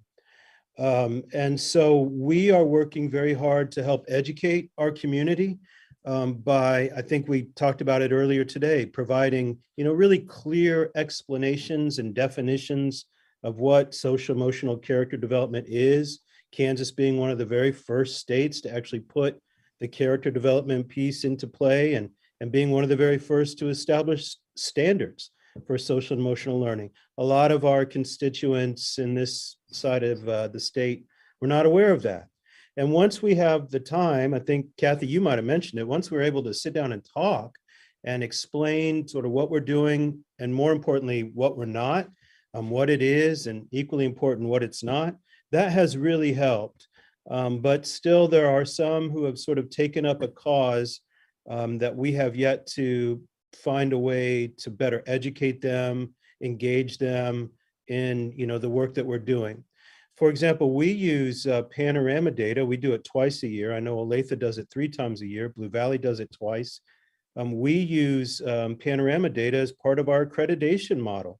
So that data is really vitally important, not just to us as a district, but to our teachers who utilize that data to identify the strengths and the areas where, our students could use some more support, to our families, to help them better understand, those soft skills like perseverance, grit, determination, self-advocacy, self-efficacy, and most importantly, our students, to help them see those areas where they're already strong, but those areas where they can be stronger. In light of the pandemic and sort of the world that's waiting for them, we need to make sure that they have all of those skills ready and before they graduate. So all that to say, Johnson County as a whole, I feel, is very supportive and somewhat dismayed by, this focus on some of these kind of hot button topics. Most, once we've had the opportunity to explain to them kind of what's going on, why we use what we use and the purpose, its intent, what we do with it, it doesn't, it's not big data. It's internal data used to help us learn more about your students. In the same way that we utilize a DIBELS or MAP or whatever else, English core subject data to identify areas of strength, but also areas of need. We're doing that same thing with our SEL data. So I think that we are moving in the right direction. It's just going to take more time to seek out, reach out, and educate those folks who are still, sort of, they have a general understanding of what it is, but aren't really clear on how it's being used to benefit students and schools and districts. Now, some of those, there's just no reaching, but for many of them that we've had the opportunity to talk to, we feel like we've made some strides in that area. Still a lot of John, work to go. have you heard, what I was hearing was that the Parent Bill of Rights may not even pass because of the advocacy of the Johnson County delegation. Have you heard that at all? Yeah, I think, in the same way that we have a few, sort of vocal community members who have found their way into these legislative sessions where so many of us have not. And I appreciated many people in the chat were sort of mentioning that they either were told too late or became aware of it too late, or even when they did find out about it, were told that there's not enough time. And yet there was time for some parents, community members, to be there. In the same way that we've had some who have found their way, were able to get into those legislative sessions, we're now starting to see the other side start to become more vocal, more mobilized, more active. And that, I think, really is having a positive effect on some of these bills. Before they were just sort of being, kind of ramrodded through. Now we've got some constituents who are really starting to vocalize their opposition. Okay, we have Adelia wanted to know if this is Senate Bill 2662. And I think this morning, and Kent, you correct me if I'm wrong, Craig talked about this bill 2513 is one of the ones that's been rolled into 2662. Yeah. House Bill 2513 has been rolled into House Bill 2662, which is a parental bill of rights and the portal, that whole thing. Okay. And it is now currently at the Appropriations Committee. And I'll be watching the legislative website. This is when we miss Laura Jurgensen, by the way. I'll be watching to see when a hearing is, and then we can let everybody know when that hearing occurs. Okay. And then Judy, I think you had a question, Judy Rodman. Yeah, I was just curious how this would affect like our community partnerships. So at representing the child advocacy centers, we oftentimes go into the schools to provide body safety or e-safety presentations for students and usually follow those up with short surveys about who are safe people you could speak to. So it's not uncommon after we've done those presentations for children to disclose abuse either to our staff or to school counselors and social workers. And so part of what I've heard from DCF data, and this may be dated now, but the last I heard was 57% of suspected child abuse comes from educators. And so this also concerns me just on safety of children. How would this impair those partnerships and us making sure that we are, keeping kids safe, making sure they have accurate information to be able to complete those surveys and put in services when needed. Yeah, those are all viable points and concerns. My understanding is that if it happens under the roof of the school, this law would apply regardless of who it is administering the survey. Is that what you think, John? Yes, a question came up during the legislative session that Kent presented during, and a question similar to yours came up, and the response was, if that language, if the survey that you're describing meets the language that's in this piece of legislation, it would apply. So that covers just about everything that you can imagine that we're asking students to give us information back on. And Judy, that's even a great point, because this bill would contradict the mandated reporting bill. And I don't think it would carry any water in court, but they don't seem to be mindful of that at all, as often as they've lost in court the last few years. So mine is kind of similar and goes along with that. As a clinical social worker with malpractice insurance, I have a duty to warn, protect, and I am legally and ethically obligated to do suicide risk assessment. So how will they align what they're wanting legally with what the other laws already say around duty to warn, duty to protect, and all that for our qualified mental health professionals, which I don't know if school counselors are qualified mental health professionals, the QMHP, which is its own separate thing, separate from a KSDE thing, like any of that. So ensuring that we're really not putting our actual qualified mental health professionals in a really hard spot where they won't want to work in our schools because we'll be constantly under attack and under fire and having to use our malpractice insurance that many people don't have when they work in schools. Yeah, that's a great point, Tracy. And again, if this were to become law, it would have to have a court test.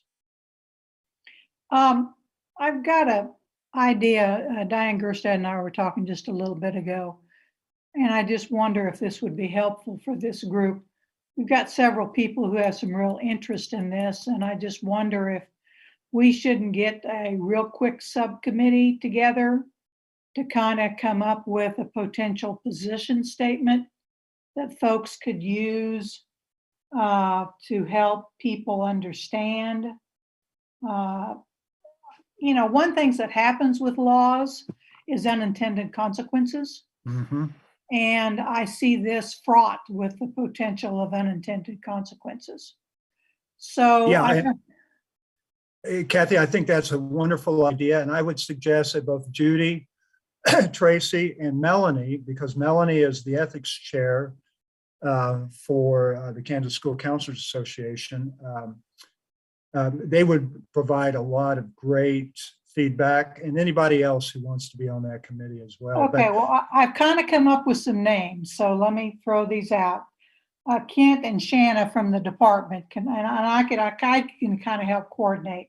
And then Judy, Tracy, Diane Gerstad, just because of her legislative experience, I think might be helpful. John McKinney, you seem to know some things already. Holly Yeager from 259 would be interested. And then the other one was Melanie Scott. Is that, would you guys be willing, and we'd have to be on a real short timeline to meet via Zoom, I'd say easily within the next week, if not before. Yeah, and I'll keep an eye on that hearing. And if the hearing comes up sooner, then we may have to fast track it. And I'll bring this up. I have another subcommittee, a legislative subcommittee connected with CAVA, and they've brought up this bill as well. And so I'll just link them into some of the information I've heard here as well. So are those of folks I named, are you guys okay with that? I see some head nodding, but I don't see everybody. So and Melanie said okay, Judy said okay, John said okay. Okay, Kayla, before we sign off with the whole group will sign off, but then let's have a few folks just stay on and see if we could get a time that we could set this up and we could come up with a kind of a subcommittee that could put together some, and sometimes I think less is more for legislative groups. We get some real specific talking points, and we could get that out to the whole group, first of all, for approval, and second of all, for people's use as far as being able to advocate. Does that sound okay? Yes, that works. I love that idea, Kathy, and I really appreciate you bringing that up. I think this committee, this group would be remiss if we didn't develop a statement in opposition to legislation like this. So I really appreciate the opportunity to participate in that. Okay, very good. Well, we'll do that. And hey, Kathy. Yeah. Monica here. Yeah, Monica. This to me is an excellent example of how talking to people, legislators at home on the weekend, asking them if you could swing by or meet them for coffee on Saturday morning, whatever it is, and having your unusual suspects, right? Your school counselor that everybody knows that has been around forever, having this screenshot right here. and saying to those legislators that are not leading the charge, because we're all clear there's a handful leading the charge here, saying to them, we got to make sure this doesn't get snuck in somewhere along the line, because this is what this means to me.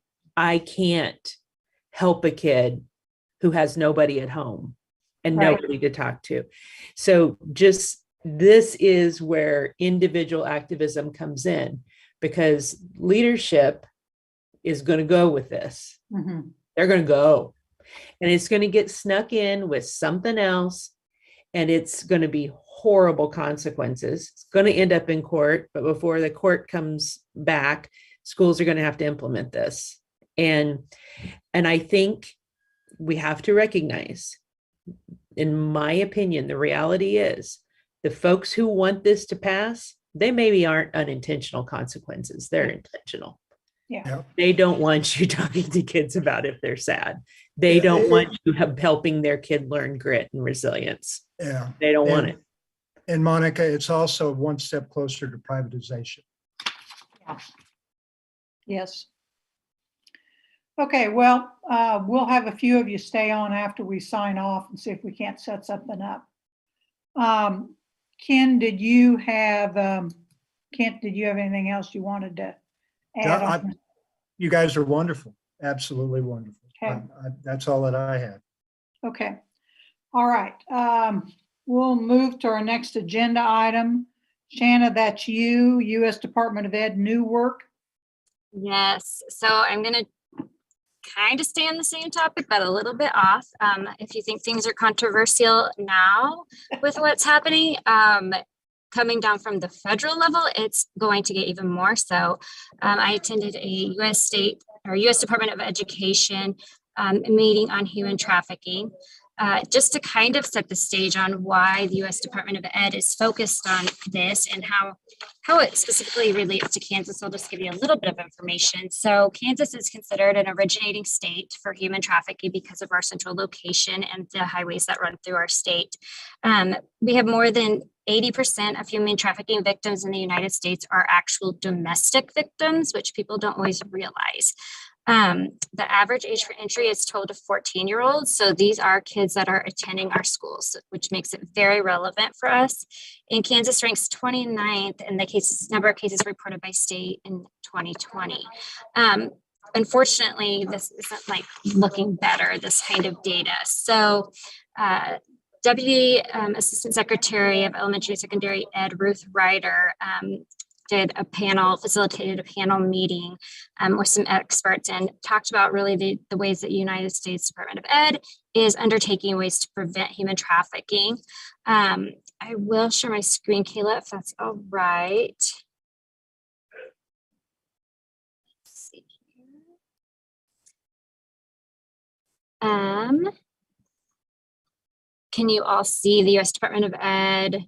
Okay, great. So this is their new human trafficking website. This is a brand new page that people can access. It actually has a lot of really good information. So I really wanted to kind of pull it up today and show everyone as kind of an introduction. I like the identification and intervention tab. There are some really great resources on here. Human trafficking in America's schools. They revised that recently. This is the second edition of it. And it really does talk about directly the impact on schools in America. And so I sent that out. I know to social workers, I know Kent sent that out to counselors. So just trying to get that information out. Another really good resource on here is the webinar down here, Addressing Human Trafficking in America's School Staff Development Series. So although in Kansas, we don't have a requirement to train staff on human trafficking, I would venture to say it's something possibly not far off from reality of what could happen. The focus that they really encouraged local state education agencies to make right now in regards to human trafficking is kind of getting a good feel for our schools, our protocols, how they're responding to human trafficking victims, the risk and experience of human trafficking victims, trauma and survivor perspectives, how we're identifying the survivors as children with lived experiences and the kinds of things that we're asking of them. So there's just a kind of a lot to that to unpack. And like I said, at the beginning, if we think our legislative issues right now hitting on things like what children are reading in books and asking them if they're sad at school is impacting people, this topic may really ruffle some feathers. So just again, I know I've brought it up many times, but I'm going to keep just kind of adding a little more every time to kind of get everyone normalized to this topic, because it's not going away, especially when 1 in 5 children are victims. So that was my first thing. I have 3 things, and they're all very quickly. The second item I wanted to share is a new study that got sent out, and I just want people to be familiar that it exists and it's out here. It should be in your information packet. This is the summary. It was put out by the CDC. They did multi-agency. There were 9 different cross agencies that worked on this report for children's mental health and well-being.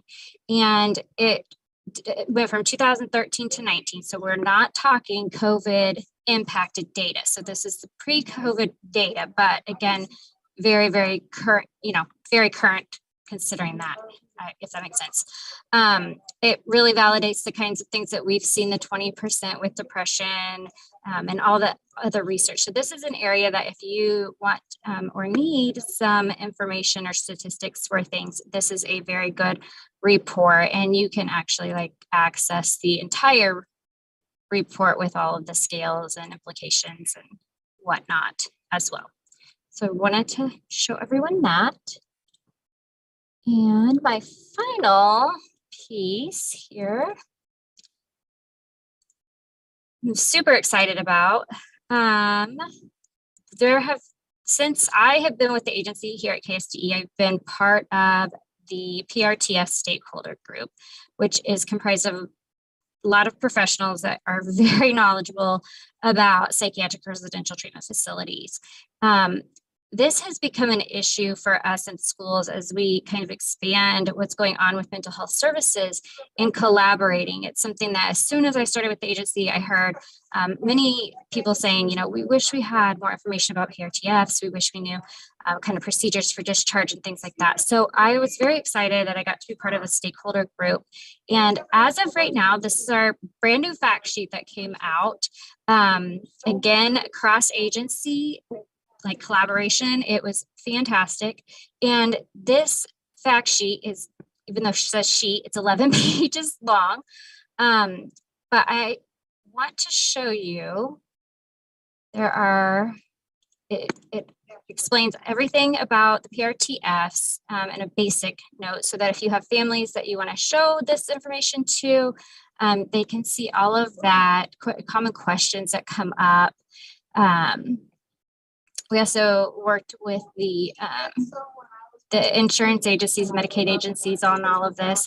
And I'm excited because there is a complete section on considerations for a transition from the PRTF back to the school setting, which is something our schools have been asking for. So this is by far not comprehensive. The group is working on an entire guidance document as well, but that will take more time to come out. But this is already out. And so I was excited for that. And then we also have our transitioning students from psychiatric hospitalization back to school, our KSD TASN project link on here, so that hopefully we can kind of streamline those services a little bit better. So everyone should have that in their packet as well. Wow, that was a lot of information, Shanna. Sorry. No. I think at some point in time, we probably need to have the human trafficking as an agenda item for this group, because there's a lot of information coming out about that. And I think we might want to think about that as a future agenda item. And I think it's much more significant. Probably you all in the field right now understand this a little bit more, but it's much more significant than I think a lot of people realize, especially here in the middle of mostly rural Kansas. Still a huge issue. So we may want to be sure we consider that in the future. And a lot of good information. It looked like it was requested to, Samantha, did you want the PRTF document sent. Is that what you wanted? I will make sure that Kayla has that to get out to everyone in case I missed it when I sent her all my documents. Okay, great, great. That'll be super. Okay, any other questions for Shanna on all of that? Looks Oh, I like. have one more thing. Sorry, Kathy. Go ahead. No, One go more ahead. quick thing. Also really excited. We're hosting a webinar, just a brief informational webinar on Friday, KSDE and DCF. When I say we're partnering together. Fran, who is with Beacon Health Options and the Family Mobile Crisis Unit, is going to present for our educators and administration, whoever, we sent invites out to lots of people about the crisis unit, how it works, who can access it, what it takes to do it. Like all of our educators can ask all of the questions that they need to ask from her and get directly from the source.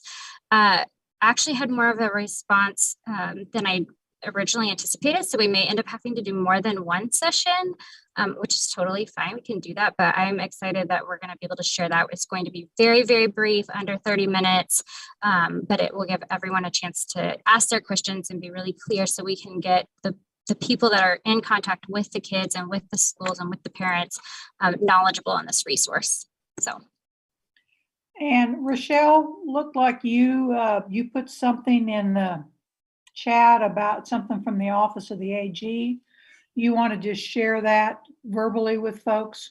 Sure. The Office of the Attorney General has staff specifically who can provide training on human trafficking in Kansas and what that looks like and strategies for it. And I think they're available on request. And we are having them provide a training that's going to be virtual, and it's at no charge as part of one of the trainings a day that we're partnering with a couple other organizations to provide during Child Abuse Prevention Month, which is April. And so yesterday, the email blasts kind of went out with a lot of the training opportunities. And then I know DCF also sent out information on their contact list specific to one of their special trainings that they are providing in partnership with us. That's on kind of a more elevated mandated reporter training with some speakers from I think they're out of Minnesota, if I remember correctly. And so there's lots of training events that are happening that are linked. So if you weren't on any of the original email blasts from yesterday, you can certainly let me know and I can add you to those lists or forward that to you. But most of them are linked at that website that I put in the chat box. Okay, great. Shanna, back to you. Anything else you'd like to share? I think that covers it for this time. Okay. All right. Thank you. We've got a couple other people. Samantha Brown, looks like you were going to share some information on anticipatory grief. I sure am. I just want to thank Shanna for the work that she's doing with the PRTFs. That is a huge, huge thing that needs to be addressed at the school levels. And so that's something we spend time working on. I'll tell you a little bit about myself. I'm a mental health liaison for USD 383. Myself and one other liaison, we service 14 schools in Manhattan. Before doing that, I was a EBD special ed teacher for 18 years. And so I got into kids that have a lot of needs. And so in that job, I was working with a school we have who had a student that passed away who had some severe disabilities from birth. And so doing that, they, working with them, the topic of anticipatory grief came up. And it's something that in mental health, we really don't spend a lot of time talking about. We talk about grief, we talk about those kinds of things, but anticipatory grief is a little bit different.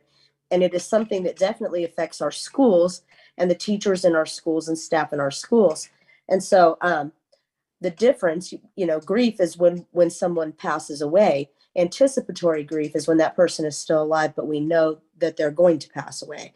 And so we had to do some talking with school personnel as a mental health team about all the different aspects of that. And so I just thought it was something that could be shared here, where giving people yet another area to think about when they think about the things that go on mental health wise in schools. And so it's the things that the guilt portion that comes with anticipatory grief is a little bit different than the guilt that comes with regular grief. The meaning anticipatory means you know someone's going to pass away, so you know that's coming, but they're still there. So the reactions and the emotions you have are a little bit different. There's still a lot of the same steps with grief, like the shock of knowing someone's going to pass away, and then taking on the reality of that loss, and then acceptance. Those kinds of things are the natural progression with grief, but that's also the natural progression with anticipatory grief. But there's a lot of different guilt aspects that come in, and we saw that with teachers. You know, they were very upset because they felt like they had given up on the student because they were hoping that their suffering would end. There's survivor's guilt. There's guilt of having joy in your life and someone not having joy in their life. So there's a lot of those kinds of aspects that come into anticipatory grief that you see. And I think the big thing is to understand that people need to talk about that as well. They need to talk about it with colleagues, with their family, friends. As the people who are going through it with you are probably the best people to talk to, because a lot of them are feeling the same way. And understanding that that's a normal thing to feel that way. One of the conversations I had with a teacher that I thought was very enlightening for me was she said, she came in to talk to us and she said she just didn't want to cry in front of her students. And I was like, well, why? And she was like, well, I just don't want them to see me cry. And I said, well, actually, I feel like it's really good for your students to see you cry, because they understand that you're a normal person who has feelings and understands the things that happen. And it shows that you care about your students. And that's yet another human thing that's great for them to know. And if you don't cry, then they think it's maybe not okay for them to cry. So those were some of the things that we discussed. But I just thought it was a good topic for people to think about. There's a lot of information online. It's just not something that's brought up a whole lot. But I think it is something in schools it's good to have in the back of your mind, because those are things. I mean, we had a huge car accident here in Manhattan where they thought some students might pass away and stuff like that.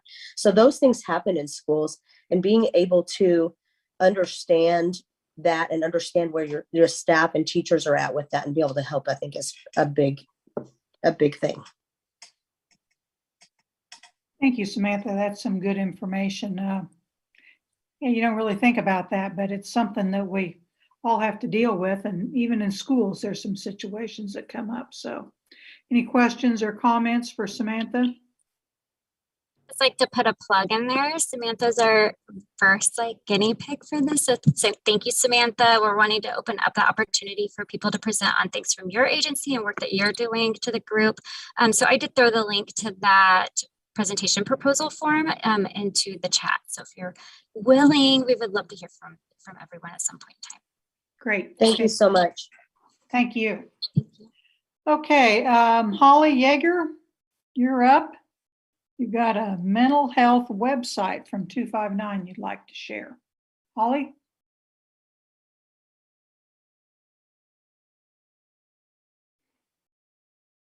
Maybe we're a little, I know she was on earlier. I don't think her microphone's working. Oh, she's there, but needs to unmute. She's unmuted, but we can't hear her at all.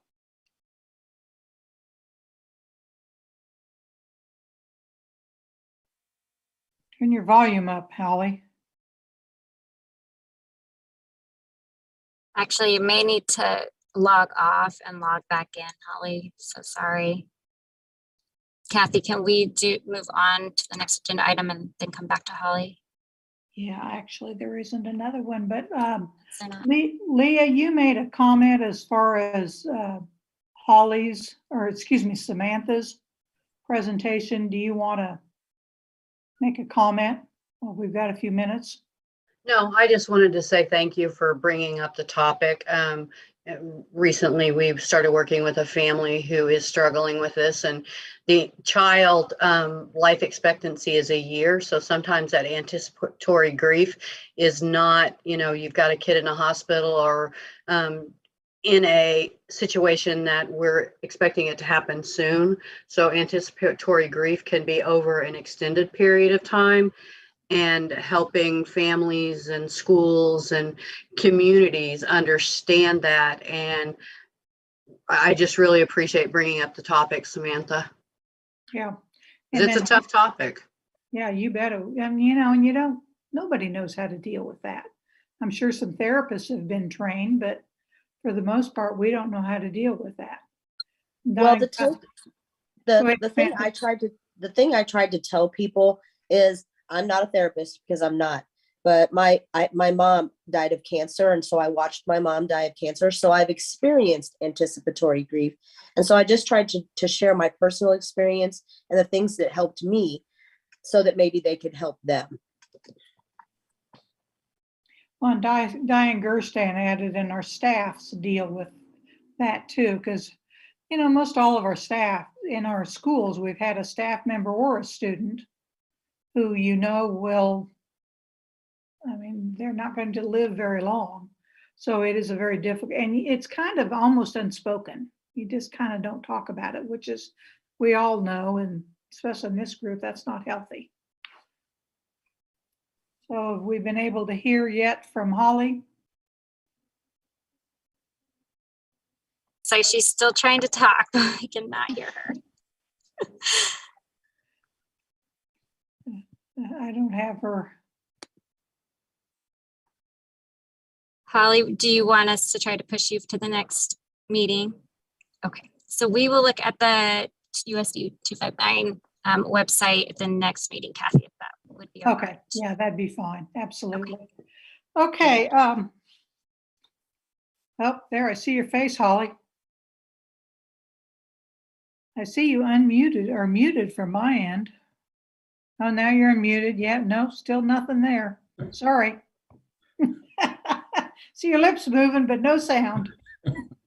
I think we could probably do charades. She could charade that, right? Holly, can you call in and do it over the phone and still share your screen? Or do you want to wait and we'll do it next time?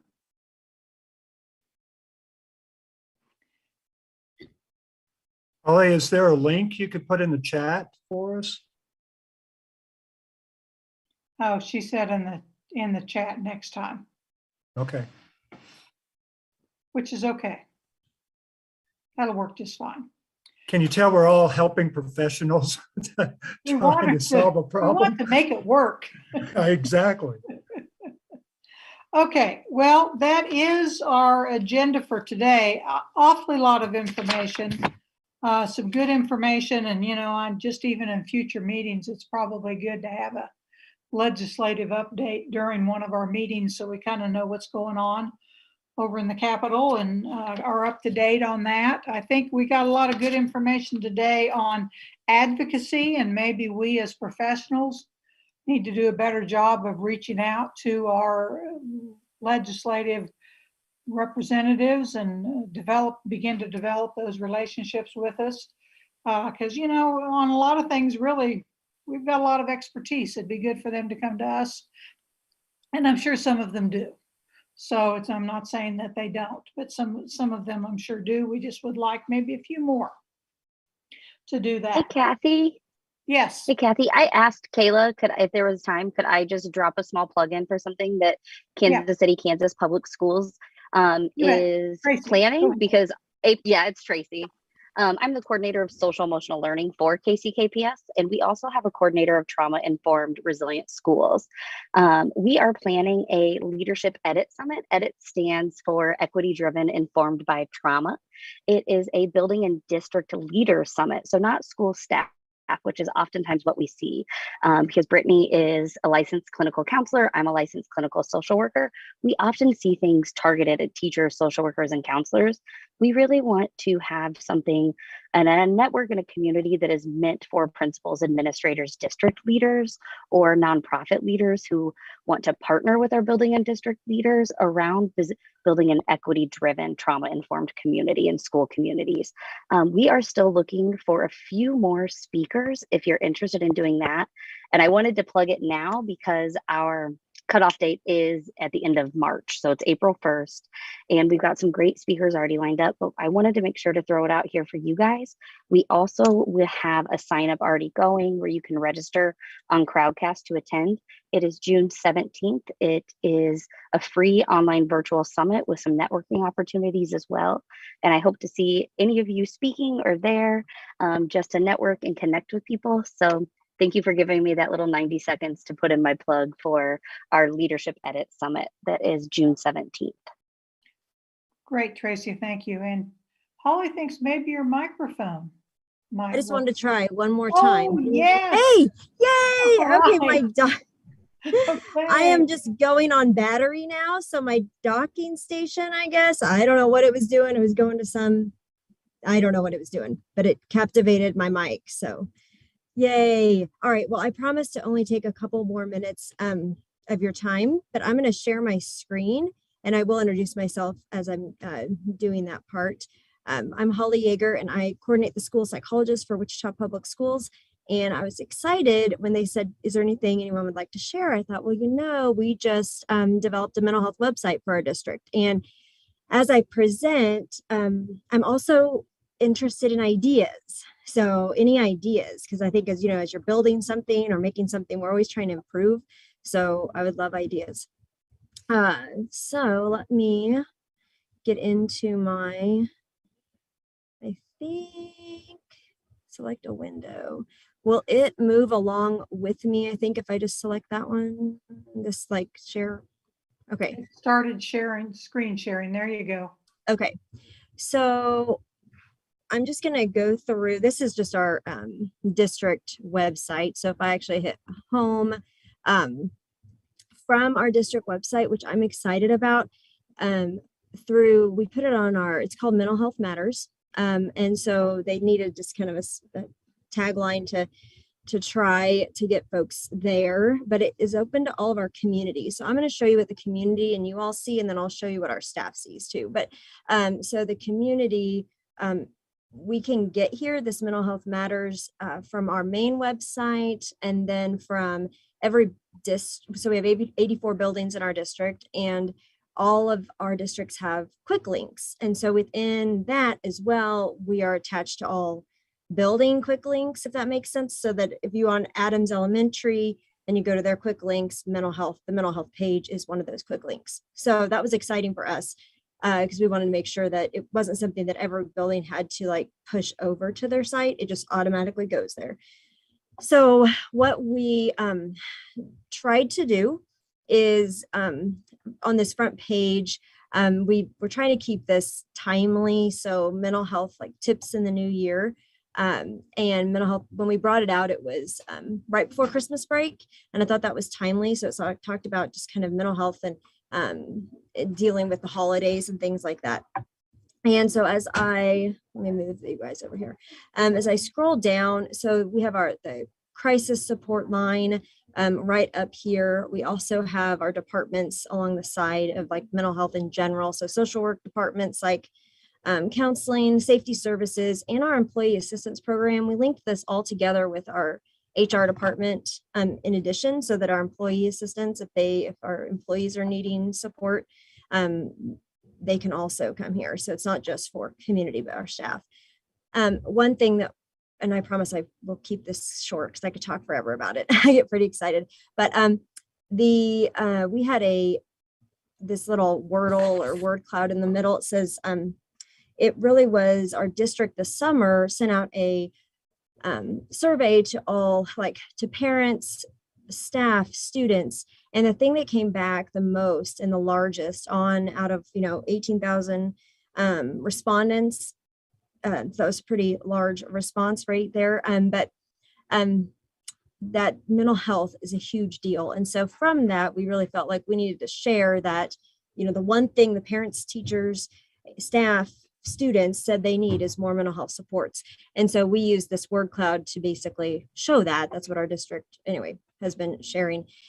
We also made sure that all of our information on here can be read through, like if, for instance, if you have visually impaired, that it can be auditorily read and things like that. So we're trying to make sure that we're looking at access for all when you use our website. Still trying to make sure it's all there. But so within our links here, you can go into like mental health in the new year. We're getting ready to make one for, it's just, again, just a real quick tips, and we give props to, you know, where we found that. And this is working with our, you know, communications department as well. And I think we're going to be adding April, you know, Child Abuse Month information on here. We have parents, students, and staff resources. We've reached out with our mental health agencies in the community. So we also have, for instance, you can look up, so like there's different resource pages, but you can actually find out at your building what mental health supports are within your school. And so as a parent, we're trying to keep this from a parent perspective. So if I was at Adams Elementary and I went in and I checked Adams, I could see that there's a counselor, psychologist, social worker, and MHA is there, that we have MHA service providers. So we actually tied our community, you know, if we have ComCare, if we have MHA, if we have KCSL, whoever is within our schools, then we try to bring that to the forefront, I guess, for our parents, because I don't think our parents always know that. And then we define kind of who these people are and talked about our behavioral health school liaisons too, through the KOSP grant that we have. But then there's just topics on here. So bullying, dealing with grief. I know one thing that we've gotten some feedback on was to make it a little bit less wordy. Some kind of, you know, we're working on that. And then just have the links to more information. We have LGBTQ plus community resources on here. We're trying to take it all local for Wichita first, and then we get national, I guess, has been throughout this. Family crisis line. We brought in the DCF information here, and the mobile crisis helpline, and then suicide awareness and prevention. And that's definitely probably where, I mean, this ties in definitely with what we've been talking about all along on this council.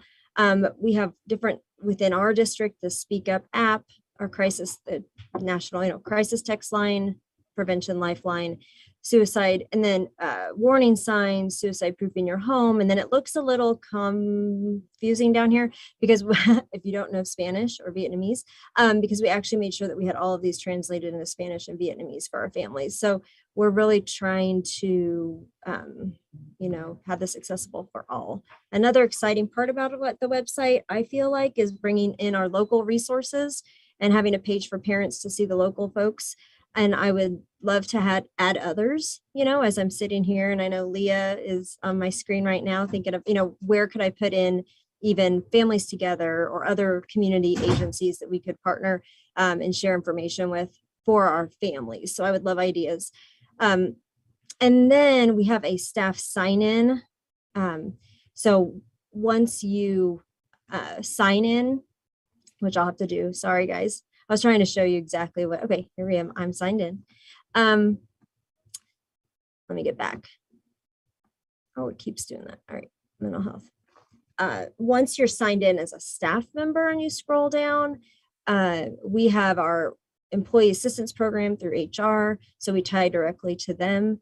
So suicide awareness and prevention, and here is more, our employee assistance program for ComPsych, as well as our training video for suicide awareness and prevention that we provide to our staff every year. And one other thing that we're trying to link, we have several folks that I think the concern was, we had psychologist's website, we had the social work website, we had the counseling website. And so you never knew where to go for suicide prevention. It's like, oh yeah, that was on the social work website. Well, our counselors, psychologists, social workers, and nurses are trained to at least do a suicide protocol in the building. And so we needed a focus where everyone could go. And so we're trying to have this be the focus instead of being separate websites or There still is, like, our employee assistant still is in HR, if that makes sense, but we're linking directly to it and trying to make it so that not everybody has to go searching for things in the district. So with such a large district, that was a huge thing. We also have our youth suicide awareness and prevention information, our FERPA release, and then we have some student lessons on here. So sorry, I kind of went through that a little bit fast, but I'm seeing some stuff pop up in the chat.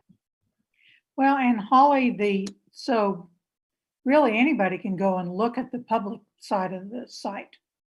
Okay. Absolutely. Yes. And so the part that isn't public is basically it's our procedures, you know, Right. where it says email Holly Yeager or Hillary Trudeau or, you know, whatever. I mean, like that. I mean, it's more procedural within, and then the sites above you can see are, sorry, all my meetings popping up here.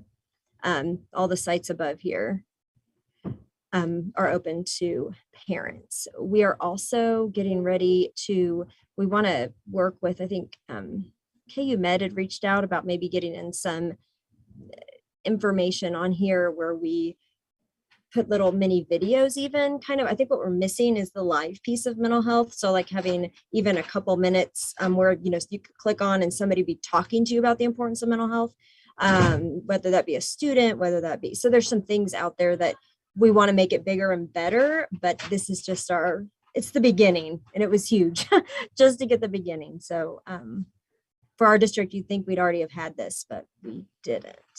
So. Okay. Comments or suggestions or feedback for Holly?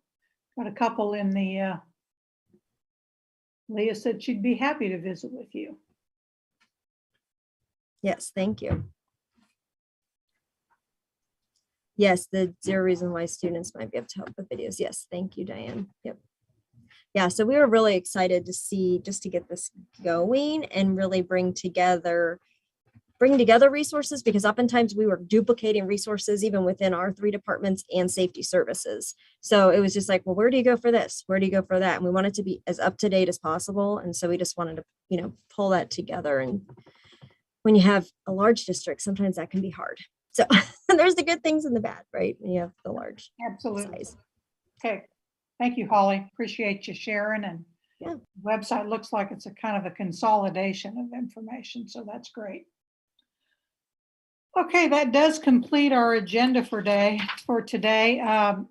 As we begin to sign off, if we could have Kent, Shanna, I know a few people have gotten off, Judy, Tracy, Diane, John, Holly. I think Melanie had to get off, and maybe Monica. I didn't say your name earlier. I don't know.